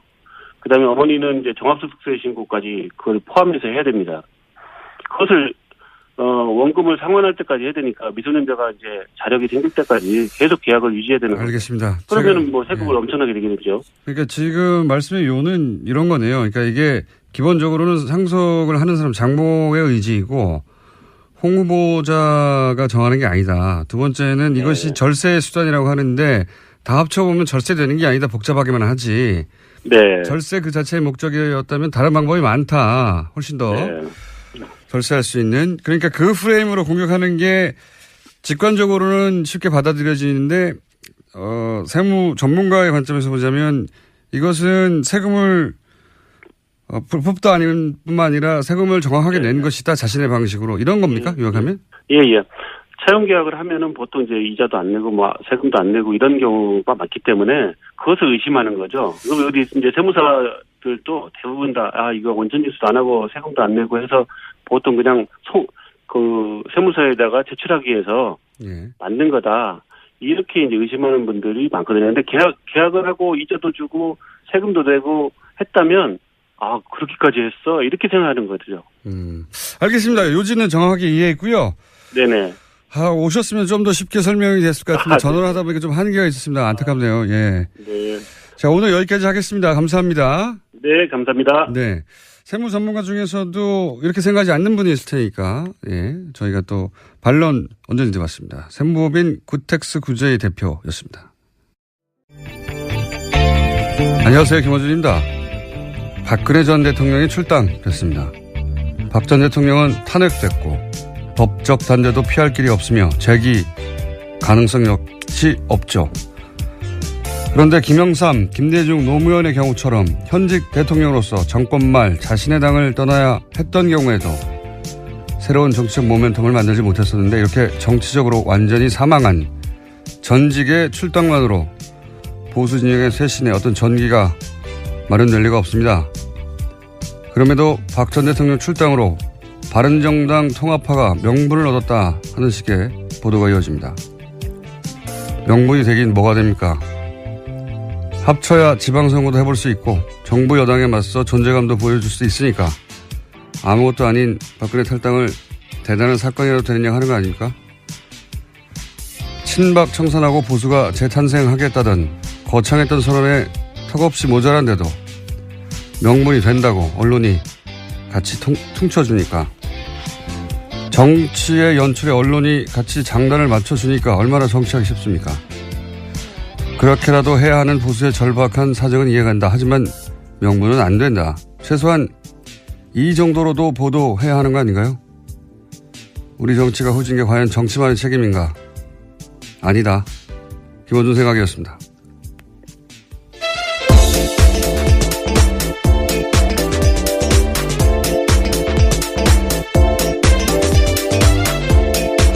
시사인의 김은지입니다. 보셨어요? TV가 없어서요, 집에. 블랙하우스. 너무하네. 네, 오늘 인터넷으로 찾아보겠습니다. 네, 같이 보는데 그것도 안 보고 말이죠. 네, TV를 사주십시오. 이게 이제 HD로 보면 비주얼 충격이 대단해요. 지상파에 나올 수 없는 얼굴이 나옵니다. 네. 본인 스스로 그렇게 말씀하시니까 좀. 저도 충격받았어요. 네. 이거 화면 자체가 불법 아닌가? 이런 느낌이 듭니다. 예. 그 얘기는 나중에 하기로 하고. 네. 홍준표 대표가 이제 박 전 대통령 출당하고 사실은 서청원 최경환 나가라고 하고 이게 사실 코미디 같은 일이에요. 왜냐하면 불과 6개월 전에 우리 당 참여한 또 사람들이 또 쟁쟁한 분들이에요. 네. 그러니까 저명한 미국의 정신과 의사들이 트럼프 대통령의 정신건강 상태를 볼 때 핵버튼을 맡기면 안 된다. 위험하다. 네. 뭐 이런 식의 진단이 진지하게 미국 사회에서 나오고 있는 거죠. 농담처럼 하는 게 아니라. 그렇죠. 이게 27명으로 제가 알고 있거든요. 27명 그 정신과 의사, 그 심리학자들이 참여를 했는데 그 제목이 Dangerous Case of Donald Trump예요. 네. 네, 뭐 보지는 않았어요. 뭐 내용 이런 책이 나왔고 이런 내용이 있다는데 뭐 사실 뭐 다 아는 내용이기 때문에. 그렇죠. 정신적으로 불안정하다. 네, 뭐 자기밖에 모른다. 뭐 이런 새로운 건 없고, 근데 과대망상이다. 뭐 쟁쟁한 이제 학자들이라고 하셨는데 그 사람이 들어가 있더라고요. 그 우리한테 잘 알려주는 그 스탠포드 감옥 실험 했었던 짐바르조 교수 있죠. 굉장히 유명한 분이죠. 굉장히 유명한 사람이죠. 예. 그 사람도 이제 여기에 아마 이제 저자 중에 한 명으로 들어가 있는 것 같아요. 그래서 과거에 회장했거나 이런 사람도 많이 들어가 있더라고요. 예. 그러니까. 근데 원래는 사실 미국에서 그 골드워터 룰이라고 해갖고 그렇죠. 본인이 직접 상담을 하거나 검사를 하지 않는 사람에 대해서는 뭐 심리적으로 어떻다 저떻다 분석을 하는 것이 굉장히 비윤리적이다. 그래서 금기시되어 있어요. 그렇죠. 골드워터라고 공화당 후보였는데 핵전쟁을 하자고. 베리 골드워터. 예. 4년도 선거에 핵전쟁을 하자고 그래서 저 사람 미친 사람이라고 정신과 의사들이 가서 얘기하다가 그 소송을 해서 그 사람은 떨어지고 골드워터는 24년도에 떨어졌죠. 예, 떨어지고 왜냐하면 핵전쟁 하자고 그랬거든요. 공화당 후보인데 그때 항상 뭐 미사일 크라이시스 뭐 이런 거 있었고 핵전쟁 하자고 그러니까 이제 정신과 의사들 저 사람 미쳤다고 했는데 그것 때문에 떨어졌다고 생각해서 소송을 했어요. 네. 그래서 근데 소송에서 알고 계시네. 그 정도는 제가 압니다. 소송에서 이겨버렸죠. 그리고 나서 정신과 의학계가 이제 직업윤리로 만든 거죠. 그렇죠. 예, 정치권에서 이제 후보들 중에 직접 자기가 대면에서 상담하지 않은 사람에 대해서는 공개적으로 정신적 평가를 하지 말라. 이런 식으로 룰을 만들죠. 근데 이제 이 정신과 의사들이 하는 얘기가 지금 너무 중차대한 위기가 아니냐. 이 사람이 이제 대통령이다 보니까. 그래서 원래 이제 우리의 어떤 직업 윤리 같은 게 있는데 그걸 저버리고라도 이건 국가가 너무 위험하기 때문에 경고해야 한다. 네, 해야 된다. 그래갖고 이제 책을 냈죠. 네. 뭐 내용 보면은 뭐 프로그램에도 다른 프로그램에도 나왔었지만 뭐 굉장히 나르시스트고 네. 그리고 자기중심적이고 그리고 아주 즉흥적이고 네. 그리고 뭐 현실만 바라보는 곧 딱 즐거움만 보고 뭐 소시오패스 경향 네. 등등등. 그래서 대단히 위험하다. 그렇죠. 저희가 한 얘기 아니에요. 저희 뉴스공장에서도 책에서 그랬어요. 뉴스공장에서도 미친 거 아닐까 이런 얘기 했었는데 그런 얘기를 굉장히 전문적으로 네. 심각하게 이 사람으로부터 대통령 권한을 빨리 뺏어야 된다고 정신과 의사들이 저명한 사람들이 나섰다. 그래서 지금 뭐 베스트셀러라고 보시면 베스트셀러, 예, 뉴욕타임즈 베스트셀러입니다. 자, 그거 한번 얘기해 놓고요. 이게 네. 뉴스공장에서는 오랫동안 얘기했던 건데 미친 거 아니야? 미친 거 아니야? 이런 식으로. 근데 정말로 정신과 의사들이 이런 얘기를 미국에서 하고 있다. 미쳤다고 하고 주장하고 있어요. 그레이시라고. 네, 그렇죠. 그거는 전략이 아니라 실제 정신적인 문제라고 이제 정신과 의사들은 그렇게 보고 있습니다. 저도 사실 전략이라고 보기 조금 어렵다 싶은 게 예. 전략이었으면 뭔가 나온 게 있어야 되거든요. 예. 근데 지금 뭐 물론 이제 한국에서 약간 보수 성향 가지신 분들은 트럼프 대통령이 김정은이나 북한 대하는 거 훨씬 더 잘하지 않냐 이렇게 얘기를 하시는데 우리가 정말로 전략적이고 협상을 잘하는 사람이면은 자기가 불리하거나 아니면 비슷한 상대에서 뭔가를 얻어놔야 돼요. 예. 근데 그런 이제 소기의 성과가 있어야 되는데 사실 국내 정치나 이런 데서는 별로 없어요. 얻어낸 게 없죠. 예. 지지율도 최저예요, 역대. 지지율도 최저고 지금 자기가 약속했던 거의 얻어낸 게 없는데 이제 유일하게 뭐 국제적인 부분에서 약간 힘으로 예. 사실 지금 뭐 미국이 세계에서 슈퍼갑이잖아요. 그렇죠. 그러니까 힘으로 해갖고 얻어내는 건 사실은 전략적이고 협상을 잘한다고 보기엔 좀 어렵거든요. 이게 무슨 전략입니까? 자기가 힘을 세서 때리는 건데 그냥. 그렇죠. 예. 삥 뜯는 거죠, 그거는. 죄송합니다. 아니 전문가 박사님이라고 모셨더니 삥이라뇨.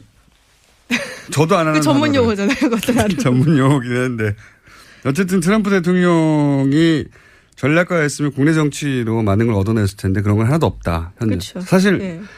많은 법안들을 통과시키지 못했죠. 자기 표 법안들을. 지금 이제 세금 개혁 법안이 이제 상하원에서 공화당에서 내놨고 이게 어떻게 통과가 되느냐 게 나와 있는데 지금 제가 보기 올해 안은 일단 힘들고요. 그 의회 의원들이 워싱턴 DC에 있는 날들이 있고 자기네 지역구가 있는 날들이 있어요. 지금 이제 날짜로만 따지면 한 4주 정도밖에 안 남았어요. 의회에 있는 시간이. 근데 지금 하원하고 상원에서 내놓은 안들이 다르기 때문에 서로 통과가 되더라도 컨퍼런스 커미티라고 해서 간직 상좀 조정을 해야 돼요. 그게 몇 달씩 걸릴 수도 있어요. 그러니까 올해는 사실 물 건너간 거라 보는 게 맞죠. 그러니까 이 트럼프 대통령이 사실 공화당이 다수당인데도 자기가 원하는 법안들을 통과시키지 못하고 오히려 그렇죠. 공화당 내에서 비토당하고 있기 때문에 네. 뭐 전략가라든지 그렇게 불리기는 어렵다고 보시는 거죠. 저는 그런 것 같아요. 외교에서 이제 여러 가지 목소리를 내는데 그거는 미국이 워낙 힘이 세니까 네. 자기가 하고 싶은 대로 하고 있는 와중이지 전략이 아니다. 뭐 나프타도 근데 지금 사실 교착 상태거든요. 네. 네, 원하는 대로 못 가고 있고. 원하는 대로 된 게 지금 사실 없어요. 그래서 트럼프 대통령의 지지율은 나날이 떨어져서 지금 37%예요. 오늘 보니까. 그러니까 미국 대통령이 30% 그래서 마이너스라고 하죠. 반대보다 그렇죠. 지지자보다 반대자가 더 많은 거. 예. 미국 대통령은 마이너스가 거의 없어요. 뭐 한 48, 47 요런 정도는 있거든요. 네. 근데 지금 요 시점에서 가장 낮았던 사람이 이제 빌 클린턴 정도 51% 이랬었는데 아직 1년도 안 된 거잖아요. 근데 트럼프 대통령이 지금 37%면 상당히 낮은 거죠. 역대 가장 낮다고 지금 네. 뭐 최근 70년 사이 없다 뭐 이런 얘기 하는데 이와간 굉장히 낮다. 네. 그런데 때리는 것 중에 하나가 이란 핵 협정 파기 이거 있지 네. 않습니까? 이거에 대해서 워싱턴 정관은 반응이 뭐예요?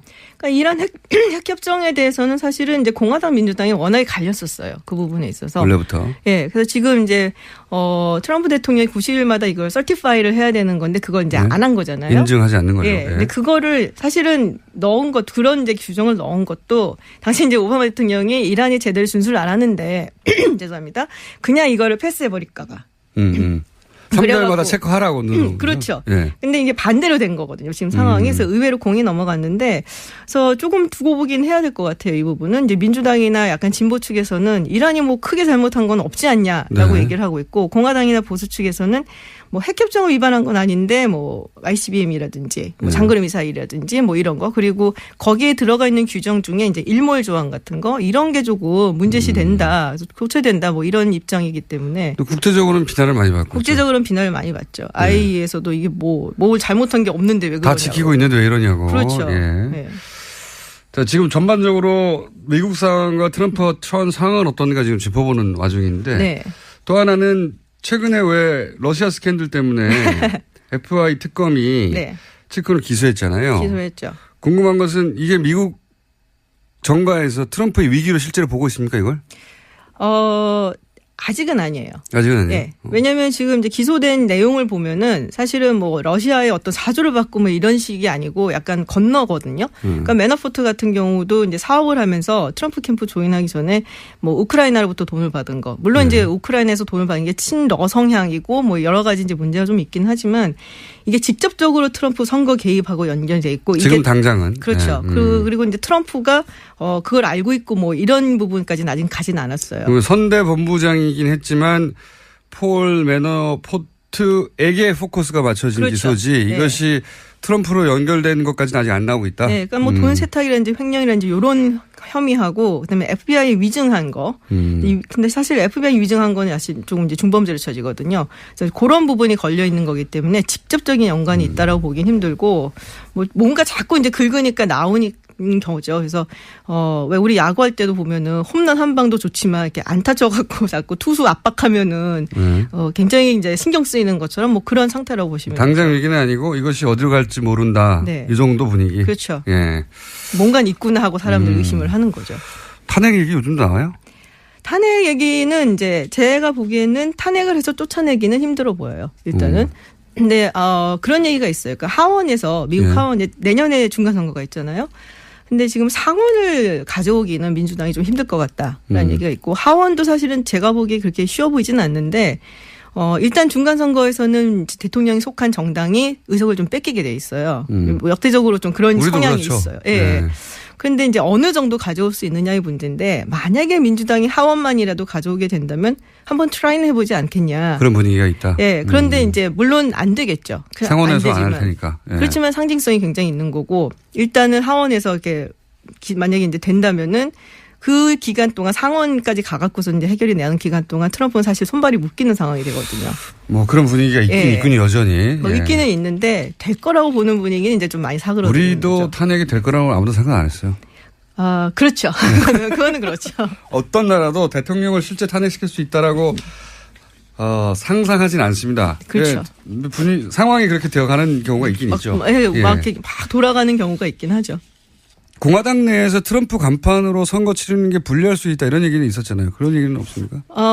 좀 불안해들 하는데 지금 37% 굉장히 낮잖아요. 네. 근데 그러니까 공화당 유권자들 사이에서는 그래도 여전히 좀 높은 편이에요. 그쪽 70, 80%. 지지층에서는 예. 네. 소위 중도층과 진보층이 떨어져 나갔지. 네. 코어 공화당층은 아직도 남아 있으니. 그렇죠. 그런 상황이군요. 그리고 이제 중간 선거는 약간 좀 투표율이 좀 낮은 편이거든요. 우리나라 지방선거 비슷하네요. 예. 예. 그래서 이제 그런 경우에는 열렬한 지지자들이 많이 나오기 때문에 그렇죠. 사실 뭐 딱히 그렇다고 보기도 힘들죠. 자, 전반적으로 그런 상황입니다. 네. 미국에서는 이제 우리 방문 얘기를 해볼게요. 네. 미국에서는 이 동아시아를 한중일 방문하는 것에 대해서 의미 부여가 있고 중요하게 생각하나요, 현재? 사실은 이렇게 말하면 좀 그런데 관심이 되게 없어요? 중요하게 아주 관심이 있다고 보기 좀 그렇지만 그래도 굉장히 오랫동안 가는 거잖아요. 미국을 네. 비운 거기 때문에. 그런데 가장 관심이 있는 부분은 사실은 중국이죠. 그렇겠죠. 예, 미중 정상회담 이 부분이 이제 예. 어떻게 풀려나갈 것이냐.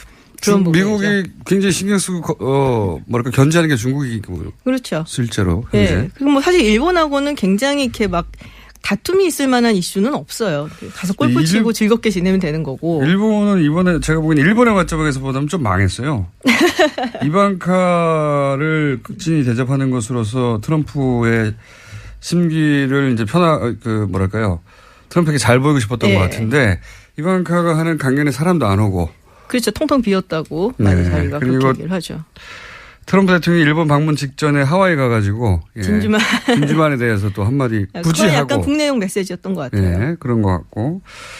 그리고 지금도 하필이면 또 미국에서 요 방일 기간 동안 테러가 나가지고. 예, 밤새 지금 텍사스 교회에서 27명 지금 사망한 걸로 나타나고 있거든요. 그래서 또 어마어마한 또 미국 충격사가 난리예요. 나왔죠. 최근에 유럽에서 일어났던 그러게요. 테러가 이제 미국을 건너간 게 아닌가 싶은 정도로. 근데 이제 유럽에서 대부분 일어났던 테러는 뭐 외로운 늑대 정말로 네. 테러리스트들이라든지 이런 쪽이었는데 뭐 미국에서 최근 일어난 거는 사실은 뭐 하나 빼고는 다들 이제 자국 내 그냥 그렇죠. 불만. 예. 총기 난사 사건이죠 그야말로. 그래 뭐 총을 슈퍼에서 파니까요.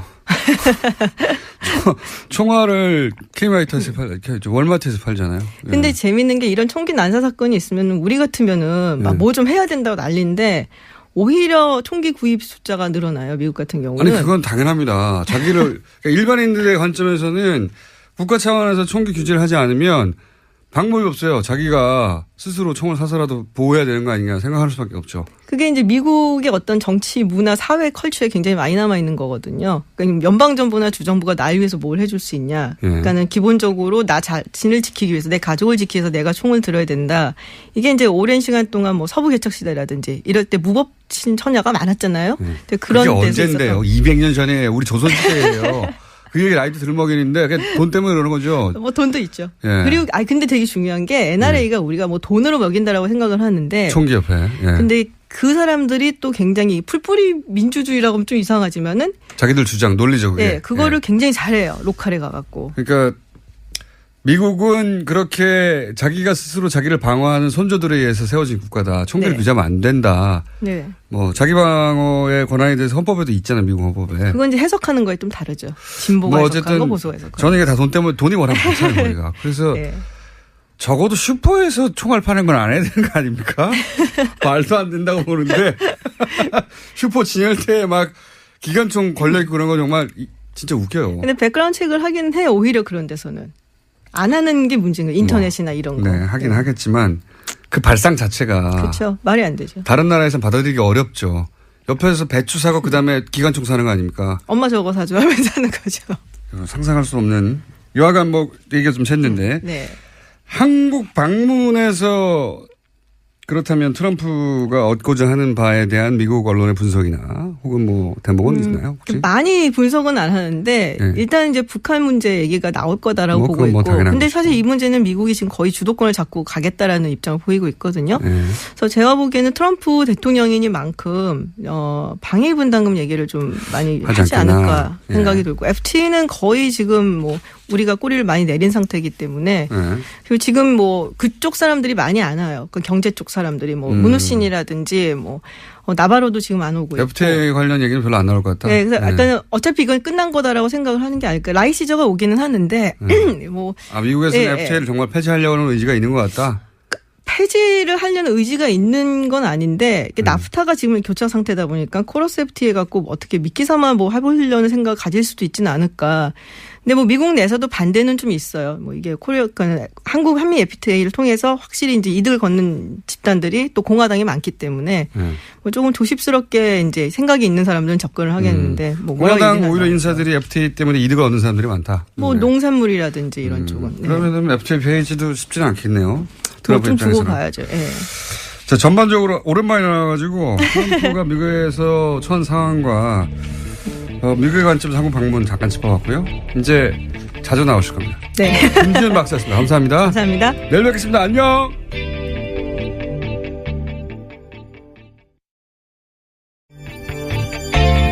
안녕하세요. 김어준입니다. 박근혜 전 대통령이 출당됐습니다. 박 전 대통령은 탄핵됐고 법적 단죄도 피할 길이 없으며 재기 가능성 역시 없죠. 그런데 김영삼, 김대중, 노무현의 경우처럼 현직 대통령으로서 정권 말 자신의 당을 떠나야 했던 경우에도 새로운 정치적 모멘텀을 만들지 못했었는데 이렇게 정치적으로 완전히 사망한 전직의 출당만으로 보수 진영의 쇄신에 어떤 전기가 마련될 리가 없습니다. 그럼에도 박 전 대통령 출당으로 바른정당 통합파가 명분을 얻었다 하는 식의 보도가 이어집니다. 명분이 되긴 뭐가 됩니까? 합쳐야 지방선거도 해볼 수 있고 정부 여당에 맞서 존재감도 보여줄 수 있으니까 아무것도 아닌 박근혜 탈당을 대단한 사건이라도 되느냐 하는 거 아닙니까? 친박 청산하고 보수가 재탄생하겠다던 거창했던 선언에 턱없이 모자란데도 명분이 된다고 언론이 같이 퉁쳐주니까, 정치의 연출에 언론이 같이 장단을 맞춰주니까 얼마나 정치하기 쉽습니까? 그렇게라도 해야 하는 보수의 절박한 사정은 이해간다. 하지만 명분은 안 된다. 최소한 이 정도로도 보도해야 하는 거 아닌가요? 우리 정치가 후진 게 과연 정치만의 책임인가? 아니다. 김원준 생각이었습니다.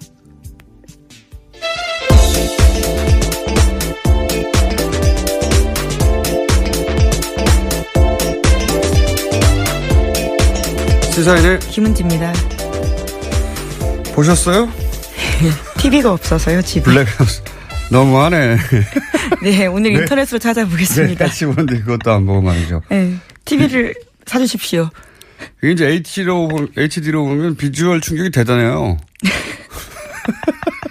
지상파에 나올 수 없는 얼굴이 나옵니다. 네. 본인 스스로 그렇게 말씀하시니까 좀. 저도 충격받았어요. 네. 이거 화면 자체가 불법 아닌가? 이런 느낌이 듭니다. 예. 그 얘기는 나중에 하기로 하고. 네.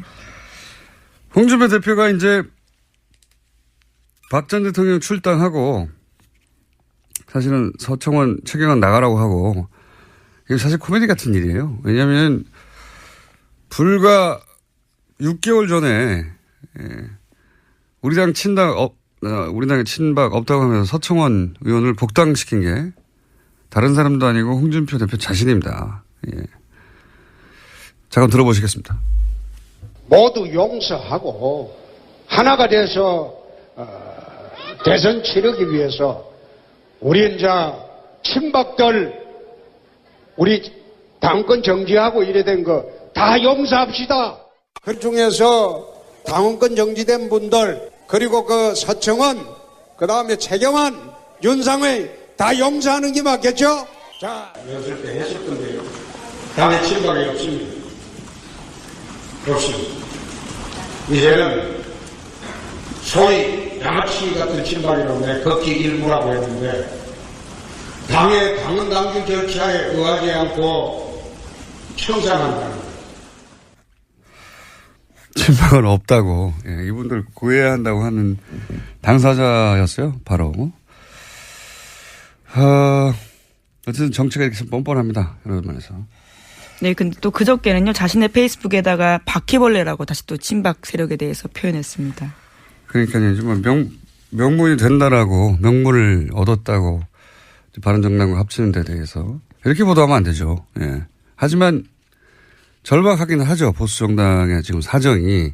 그래서 이해는 가는데 명분은 안 된다. 최소한 이 정도 스탠스는 언론에 취해야 된다고 저는 보는데. 자, 오늘 뉴스 짚어볼까요? 네, 박근혜 전 대통령 관련된 국정원 특활비, 그러니까 특수활동비 관련해서요, 계속해서 보도가 많이 나오고 있습니다. 어제 SBS 같은 경우에는 박근혜 전 대통령이 변호사 수임료를 현금으로 지급했다라는 보도를 했는데요. 4억 원가량이 들었는데 전부 5만 원권으로 줬다라고 합니다. 탄핵 심판 때는 10명 정도였는데 이들한테 500만 원을 5만 원권으로 줬고요. 또 검찰 수사와 형사재판이 시작되면서는 한 사람당 많게는 1억 원 가까이를 모두 현금으로 줬다라고 합니다. 이게 이제 뭐 특활비냐 아니냐 국정원에서 준, 예. 지금 여러 가지 이제 가능성들이 나오는데 우선 박근혜 전 대통령 통장이 있어요. 개인 통장이. 대략 뭐 10억 정도. 네, 그렇죠. 대통령 재임 기간 동안 급여가 들어갔던 10억 정도 있다고 하는데 그중에 4억이 빠졌는지를 일단 우선 체크해 보면 거기서 안 빠졌다면 국정원 돈이거나 그죠? 아니면 최순실 씨가 이거 몇 달 전에 나왔던 얘기인데 장시호 씨에게 이제 구치소에 둘 다 수감돼 있는 과정에서 예, 만나서 삼성동에 금고가 있다. 박근혜 전 대통령의 자택인 삼성동에 금고가 있는데 거기 가면 평생 먹을 돈이 있으니 그거를 이제 나중에 나가면 거기서 돈을 꺼내서 정유라 씨 예, 모자를 보살펴 달라라는 이야기를 검찰 조사 받을 때 했었죠. 예. 그 돈이거나 둘 중에 하나겠죠. 예. 지금으로서는 이제 이게 청와대에서 줬다고 하니까 변호사비를. 네, 우선은 청와대 관계자가 변호인들에게 직접 돈을 줬다라는 증언이 나오고 있기 때문에요. 돈의 출처에 대해서 계속해서 검찰이 조사하고 있는 중입니다. 그러니까 청와대 직원이 나섰다는 점에서는 청와대에 있던 금고, 그러니까 국정원 돈 특활비, 김경준 씨가 BBK를 설립한 것이다. 여기서부터 출발해요, 사실은. 그러니까 BBK 이미 있었다는 거죠. 김경준 씨 혼자서 사업하려고. 근데 이제 나중에 만나서 이제 주장을 보면 김경준 씨는 99년 초에 이명박 전 대통령을 만나서 몇 달 후 4월에 BBK를 만든다. 김경준 씨의 주장입니다. 네. 이명박 전 대통령은 아니다. 2000년 2월에 만났다. 이렇게 돼야 이제 BBK 설립한 뒤가 되거든요. 이후. 그래서 BBK 설립은 김경준이 한 거고 나는 안 했다. 이런 주장인데 이런 주장을 고수한 이제 박형준 교수도 얘기한 겁니다. 이게 왜 아닙니까? 그 2002년에 만난 건 아니고요. 그 당시에 2000년 2월. 예. 2000년 2월에 만난 건 아니고 그 전에 에리카 김하고 이명박 씨가 미국에 건너가 있는 동안에 그때 그 국회의원을 하다가 그만두고 의원직이 상실됐죠. 그럼 미국 가서 에리카 김하고 만났다는 이야기들이 있지 않습니까? 네, 만난 게 아니라 아주 친하게 지냈어요. 그래서 그 결과로 해서 아마 소개가 됐는 것 같고 그래서 만난 것으로 지금 보입니다. 네, 에리카 김 씨도 본인이 MB와 김경준을 소개해줬다는 얘기는 하셨어요. 그런데 그 김경준 씨는 부인하고 있어요. 이 얘기만 나오면 아주 뭐 굉장히 그건 뭐 이해갑니다. 가족끼리. 네, 그럴 수 있죠. 이 사건을 연루시키고 싶지 않은 동생의 마음이겠죠. 예. 자, 99년 4월에 BBK를 김경준이 설립했다고 얘기했습니다. 그리고 자기는 전혀 모른다고 얘기했는데 이명박 대통령은 모른다고 얘기했죠. 모른다고 했죠. 근데 이명박 대통령이 자기가 새로운 사업을 했다. 그리고 새로운 회사를 세웠다고 그 떠들고 다닌 게 바로 설립 직후부터 주변에 얘기하고 다녔어요. 그리고 명함과 그다음 동영상과 그게 99년 지나서 2000년에 다 집중되고 있는데. 근데 처음 만들 때 자본금이 5천만 원으로 시작을 했다고 하거든요. 5천만 원은 투자 회사가 그 허용이 안 되는 그런 기준입니다. 예, 그래서 그거를 삼성생명 빌딩에 그렇죠. 17층에 그 회사를 만드는데 5천만 원으로 사실 그 안에 임대료도 다 못 내는 상황이잖아요. 보증금도 안 됩니다. 중구에 있는 삼성생명 빌딩 17층에 거의 전층을 썼거든요. 회사가 생기자마자 이 보증금도 못 낼 만한 작은 5천만 원짜리 자본금 회사가 여기서 어떻게 사무실 엽니까? 근데 삼성생명 사장이 이명박 전 대통령과 동기거든요. 그런데. 네. 그렇죠. 예.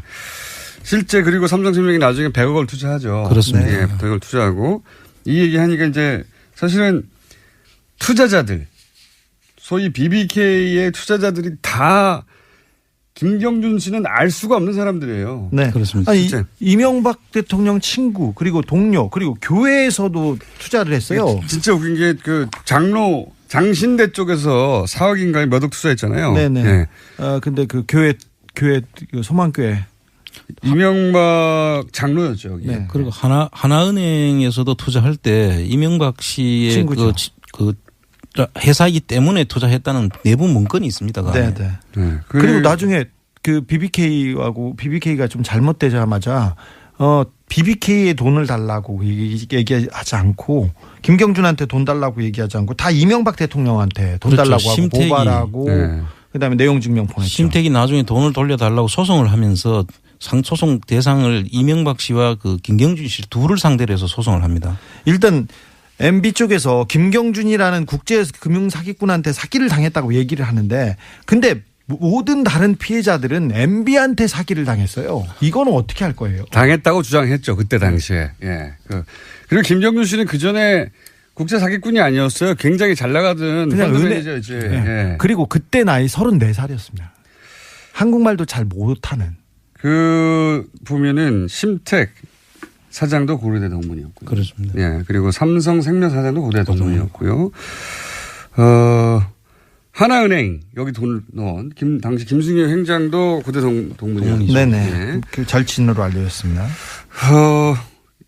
기본적으로 여기 그러니까 장신대 같은 경우에는 이명박 장로가 이 재단의 후원자이자 재단의 감사였어요. 예. 그러니까 뜬금없이 장신대가 BBK 등장하는 겁니다. 본인이 직접 관련됐던 곳이니까요. 더더군다나 BBK에 투자한 사람들 이런 회사도 관련이 있지만 BBK 직원들도 모두 MB 쪽 사람들이었어요. 그렇죠. 특별히 장부를 담당하던 사람들. BBK 경리가 이명박 전 대통령이 경리였는데 어떻게 김경준 씨 겁니까 이게. 돈 관리를 했는데. 그리고 정관을 보면 정관에 그렇게 돼 있잖아요. 이명박 MB의 허락 없이는 아무것도 결정할 수 없다.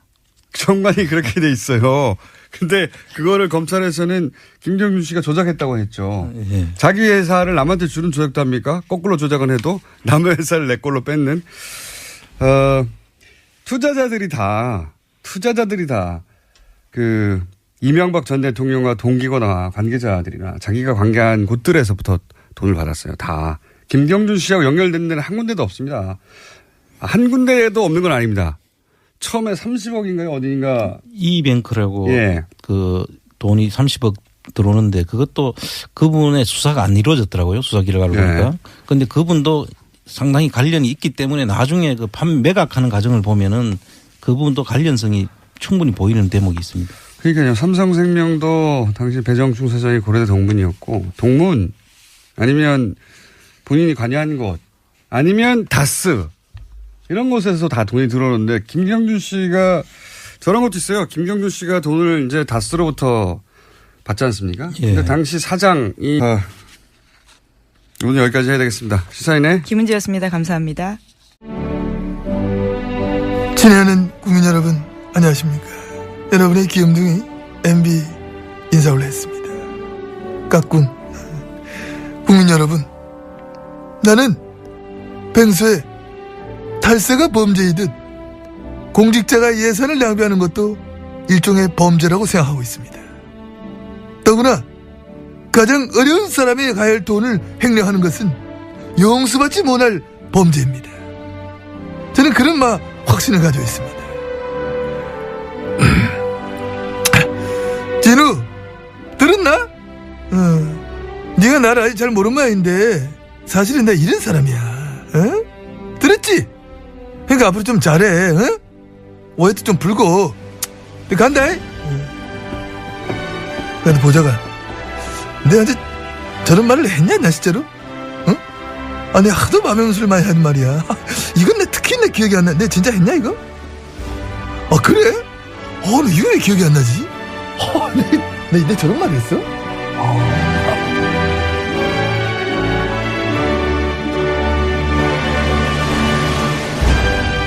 자, 월요일 첫 순서 2달째 고정 코너입니다. 시사인의 주준우 기자 나왔습니다. 안녕하십니까. 안원구 전 대구지방국세청장님 나오셨습니다. 예, 안녕하십니까. 네. 청장님은 일주일에 2번을 나오고 계세요. 최고의 고정입니다. 지금. 최다 출연 고정. 저희가 이제 앞으로 진도 사실은 이 다스가 누구 겁니까? 여기서 시작됐고 참 진도 나갈 일이 많은데. 보따리가 많습니다. 완전 내놓을 거 많은데 지난주에 이 두 분이 공통적으로 이거는 안 된다라고 이게 뭐냐고 막 화를 내신 방송이 있었어요. 잠깐 저희가 들려드리겠습니다. 이건 그 양심 고백인데 BBK 투자자문회사는 이미 있었던 거고 MB와 김경준이 LKE 합쳐서 만든 게 LKE를 비롯한 이뱅크 금융 포털을 만들려고 했던 거예요. 근데 그 역의 펀드들은 되게 나중에 밝혀진 거지만 김경준이 이 돈을 유용하기 위해서 만든 펀드들이에요. 그렇게 해서 하다가 여러 가지 조작이나 유용이 들통이 나서 금감원 조사를 받고 사업 취소를 받으니까 그때 MB와 김경준이 헤어집니다. 헤어진 다음에 김경준이 만든 게 옵셔널 벤처스.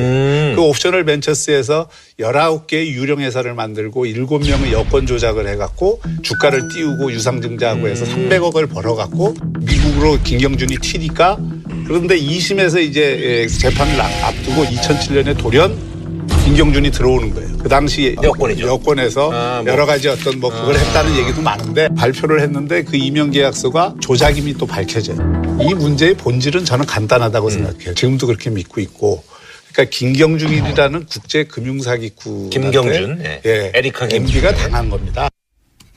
자, 보신 분들도 있고 인터넷에서 이 클립이 포털에 올라왔었기 때문에 그때 보신 분들 있을 텐데 썰전 유명한 JTBC의 프로그램입니다. 다들 아실 텐데 여기서 이제 박형준 교수가 다스에 관해서 양심 선언이라며 양심이라뇨. 아유. 양심 선언이라며 다스와 관련된 나름의 방식으로 사건을 정리한 방송이 있었습니다. MB 측의 공식 입장이라고 봐도 무방합니다. 네, MB의 핵심 당사자들, MB 관련자들은 다 이렇게 얘기합니다. 프레임이 딱 이런 거죠. 네. 김정준에게 사기를 당했습니다. 사실 박형준이라는 사람이 MB의 선대위 대변인을 했었어요. 나경원 그 의원과 함께. 근데 박형준 씨는 지금도 그렇고 그때도 그렇고 MB의 복심이라고 저는 파악하고 있습니다. 저는 그걸 보면서 혹시 방송 사고 수준이 아닌가 할 정도로 길을 의심했습니다. 그분이 자기가 대변인이라고 하면서 정말 완전 MB 개인의 대변인 역할을 한 걸로. 그래서 봅니다. 저는 공식적인 입장이 나온 것 같아서 감사하고 기쁘더라고요. 네, 좋아요. 요 박형준 교수가 얘기한 프레임이 사실은 이명박 후보 시절의 프레임이기도 하고 검찰이 특검에서 발표한 프레임이기도 하고 지금도 여전히 10년 동안 주장하는 프레임입니다. 네, 근데 이제 그걸 보다가 이제 두 전문가 분들이 벌떡이를 해서 이거 말도 안 된다고 이거 가지고 1시간 동안 1시간이 뭡니까? 몇 시간 동안 얘기할 수 있다고 하셨으나 3박 4일을 오늘은 그중에 몇 가지만 두세 가지 정도만 이게 이 프레임이 왜 사실과 다른가 짚고 그리고 박형준 교수님도 발언 기회가 있어야 되니까 저희 방송에 나와서 왜냐하면 다른 방송에서는 말이죠 박형준 교수님만큼 아는 사람이 없어요. 그래서 박형준 교수가 얘기하는 것에 대해서 반박하기 어렵습니다. 그 자리에서. 잘 모르니까. 저희는 아주 자세히 알고 있어요. 그러니까 저희 방송에 나오시면 저희가 즐거운 대화 상대가 되어드리겠습니다. 네. 섭외 한번 들어가겠습니다. 네네. 일단 양심 고백이라고 했던 양심에 대한 단어부터 조금 다시 고쳐주고 싶은데요. 그거는 이제 개인적으로 하시고요. 양심 고백이 아니라 양심 매각 아닌가요? 그런 얘기는 당사자가 있을 때 하시고요. 자, 그냥 사실관계 여기서 좀 아는데 굵직한 것만 얘기해보죠. 이명박 전 대통령을 만나기 전에 이미 김경 거기서 나온 게 아니겠는가 하는 가능성을 아마도 검찰도 다지고 있는 것 같아요. 이게 자유한국당에서는 이제 이전 정권들도 사실은 청와대에 비용이 모자라서 국정원에서 가져 썼다 이런 얘기 하잖아요. 근데 이게 그래서 관행이다라는 주장인 건데 설사 그런 관행이 있었다 하더라도 이번 경우는 관행이 아닌 게 청와대 재정은 총무비서관이 관정을 하고 출납은 실무 책임이 그다음에 재무팀장이라고 있어요. 그 라인에. 근데 재무팀장은 지금 문제가 되고 있다고 하는 국정원 이 특활비의 경우에는 돈의 존재조차 몰랐다고 하거든요. 그렇게 진술하고 있습니다. 이게 만약에 관행으로 갖다 썼다면 그러니까 직원들 명절 떡값이나 경력금 등등 그런 식으로 청와대 운영에 쓰였으면 당연히 입출금을 알아야 되죠. 재무팀장이. 근데 재무팀장은 입출금을 하지도 않았던 정도가 아니라 그런 돈이 있는지조차 몰랐다고 그러는 거거든요. 그리고 그러니까 3인방과 대통령 정도만 존재를 알았기 때문에 그리고 그들끼리 나눠 썼다는 거 아닙니까? 3인방도 명절이면 3천만 원씩 받았다고 하는 진술도 나오고 청와대 운영과 무관한 거예요. 그 특활비가 관행이었다 하고 그 주장하고도 안 맞는 성격의 돈이었던 거죠. 네, 그와 관련된 정황들은 계속해서 나오고 있는데요. 이제까지 계속해서 봤다가 지난해 7월 달에 미래 관련된 재단 보도가 나오자 국정원에 상납 중단하라고 지시한 바가 있는데요. 또 그런데 2달 있다가는 다시 안봉근 비서관이 국정원에 연락을 해서 대통령이 돈이 부족하다고 한다. 대통령이 돈이 필요하니 돈을 보내라. 대통령이 지시다라는 말을 했다라고 합니다. 그래서 원래 보내던 돈에서요 2배로 올려서 2억 원을 줬는데요. 이 돈을 당시에 정호성 비서관이 가져갔고 정 전 비서관의 진술에 따르면요. 이 돈을 박근혜 전 대통령 관사에 직접 줬다라고 합니다. 그러니까 이 돈은 3인방과 박근혜 전 대통령만 정확하게 알고 있었던 돈이고 그리고 3인방에는 명절에 3천만 원씩 줬다는 거고 3인방에 걔만 준 돈이 합쳐서 몇 억 된다는 것이고 전체 중에 자기들끼리 해먹은 돈인 겁니다. 이건. 네, 재임 기간에 그래서 강남의 아파트들을 다 샀다라는 보도도 나왔습니다. 그게 이 돈인지는 명확하게 지금 밝혀져 있는 상태는 아니지만 자기들끼리 해먹은 돈은 확실한 거고요. 그리고 최순실이 여기 관여했을 가능성이 상당히 높아 보이는 그런 정황인 거죠. 그리고 그 외에 이 돈의 존재를 아는 사람은 아마도 배달 루트였겠죠. 대통령 관서에 갖다 주면 대통령이 그걸 들고 나갔을 리는 없지 않습니까? 누군가 전달해서 줬을 것이고 배달의 후보군으로는 또 몇 사람이 있어요. 이영선 전 경호관, 항상 가까이 있었던 윤전추 행정관. 이 두 사람은 특히 최순실과 연결고리이기도 하죠. 네, 직접 소개한 사람입니다. 최순실 씨가 추천해서요. 그 비서 3인방 중에는 정호성 전 비서관도 전 물망에 올라야 된다라고 생각이 드는 것이 최순실 씨와 지속적으로 통화하고 그러니까 라인 선상에 있었던 몇 명 없어요. 이영선, 윤전추, 정호성 직접 라인 선상에 있었던 사람은 이 후보군이 배달 루트 안에 들어가는 것 같고 그것보다 더 많은 사람에게 알렸을 리는 전혀 없다고 봅니다. 특히 이영선 전 경호관 같은 경우에는 대포폰을 70여 대 만들었다고 그렇게 보도가 있었죠. 생각해 보시면 휴대폰을 한 대 사서 개설을 하고 요금을 내요. 그럼 대당 아무리 못해도 50만 원. 그게 후진폰을 샀을 리도 없잖아요. 일부러. 그럼 50만 원도 적게 사먹은 거긴 하지만 50만 원만 해도 3,500만 원입니다. 이걸 쓰면 비용이 나가죠. 당연히 기본 요금만 해도. 기본 요금을 했을 리도 없을 것 같은데. 그러면 적어도 비용과 그러니까 휴대폰을 사는 비용, 개통하는 비용, 사용료 한 5천만 원 정도는 좋게 잡아야 됩니다. 적어도 그것만 해도. 5천만 원을 자기 돈을 썼을 리 있습니까? 이영선 경호관이 아마도 그 돈에 썼을 거고요. 그리고 최순실 씨가 대포폰 중에 일부러 사용했다는 보도도 분명히 있었죠. 최순실 씨가 적어도 대포폰 관련해서라도 그 돈을 일부러 사용한 거는 거의 분명해 보이는데 그 사이에 심부름꾼들 찾는 게 이 사안의 핵심인 것 같습니다. 자, 이 정도면 분명히 개인적으로 쓴 돈이거든요. 여기에 대해서 박근혜 전 대통령이 한 얘기도 있습니다. 최근 지적된 특수활동비의 개인적 사용이라든가 사회 지도층의 부패 불감증이 우리 사회에 만연해 있다는 것을 여실히 보여준 사례입니다. 이런 묻지마 예산, 눈먼 돈 관행이 반드시 근절되도록 본인의 사건에 대해서 본인이 논평하는 것 같지 않습니까?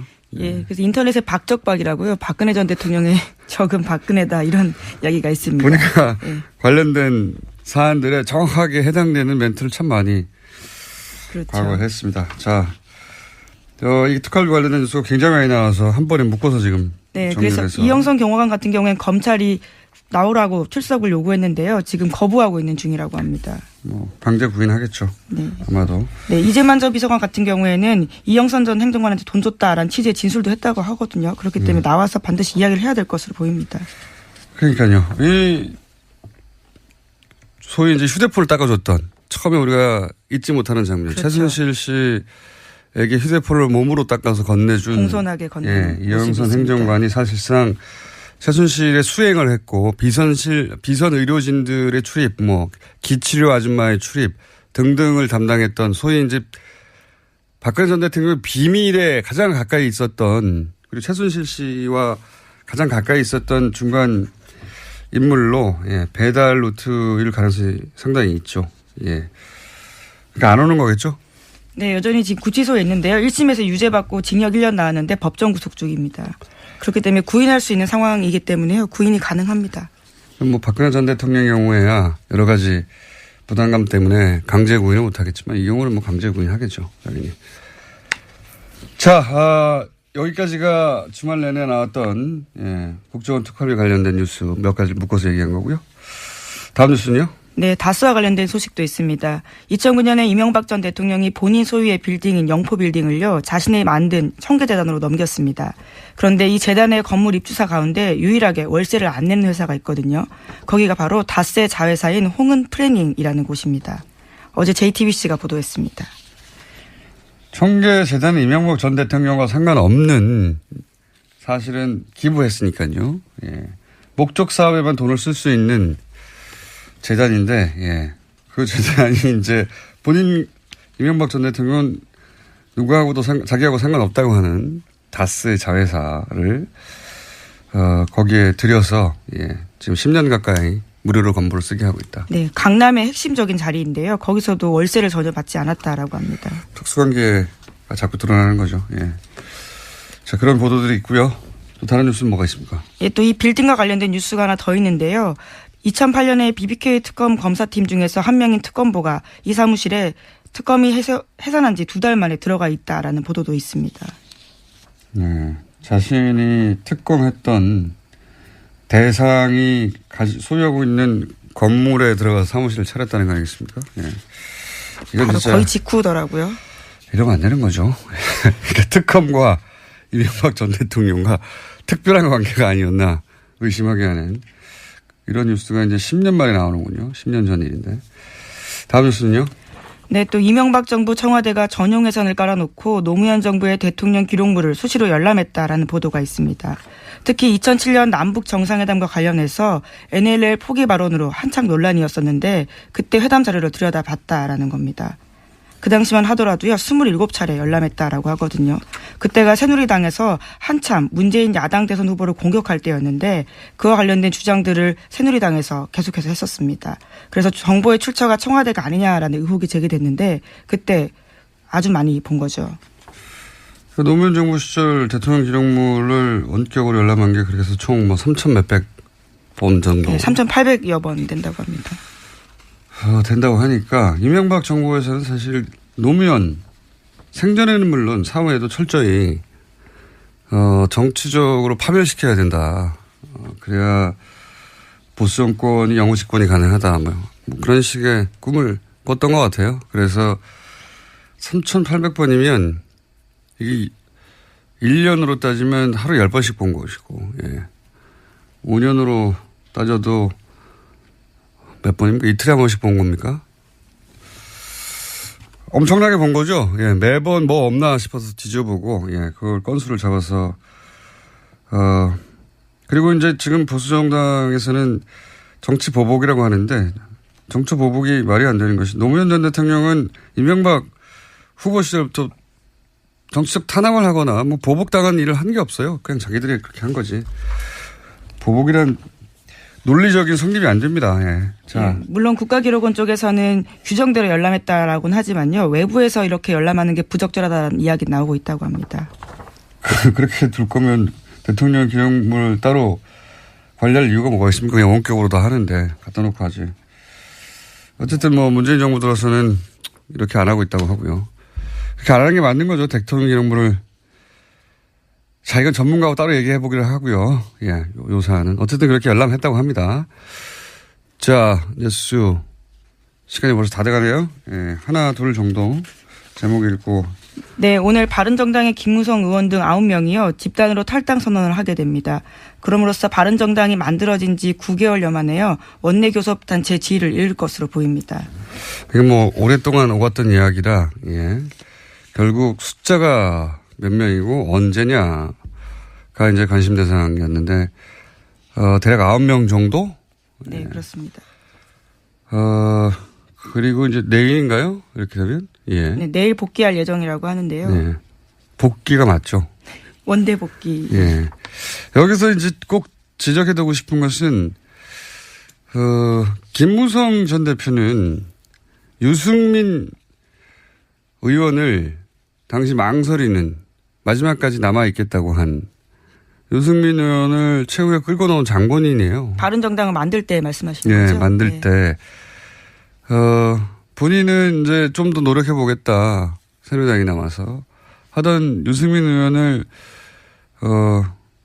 극구 끌고 나온 장본인인데 이제 유승민 의원이 이제 나는 그렇다면 보수의 세계를 가겠다고 하는 유승민 의원을 버리고 자기만 살겠다고 돌아가는 거잖아요. 저는 김무성 전 대표에 대해서 지적하는 그 점을 기사가 쏟아져야 된다고 보는데 그런 얘기는 전혀 없어서 다시 언급해 듭니다. 이건 경우가 아니지 않습니까? 그냥 뭐 정치고 뭐고 다 떠나서 자기가 다른 사람 돌아가도 자기는 유승민 대표 의원 옆에 남아줘야 되는 거 아닌가요?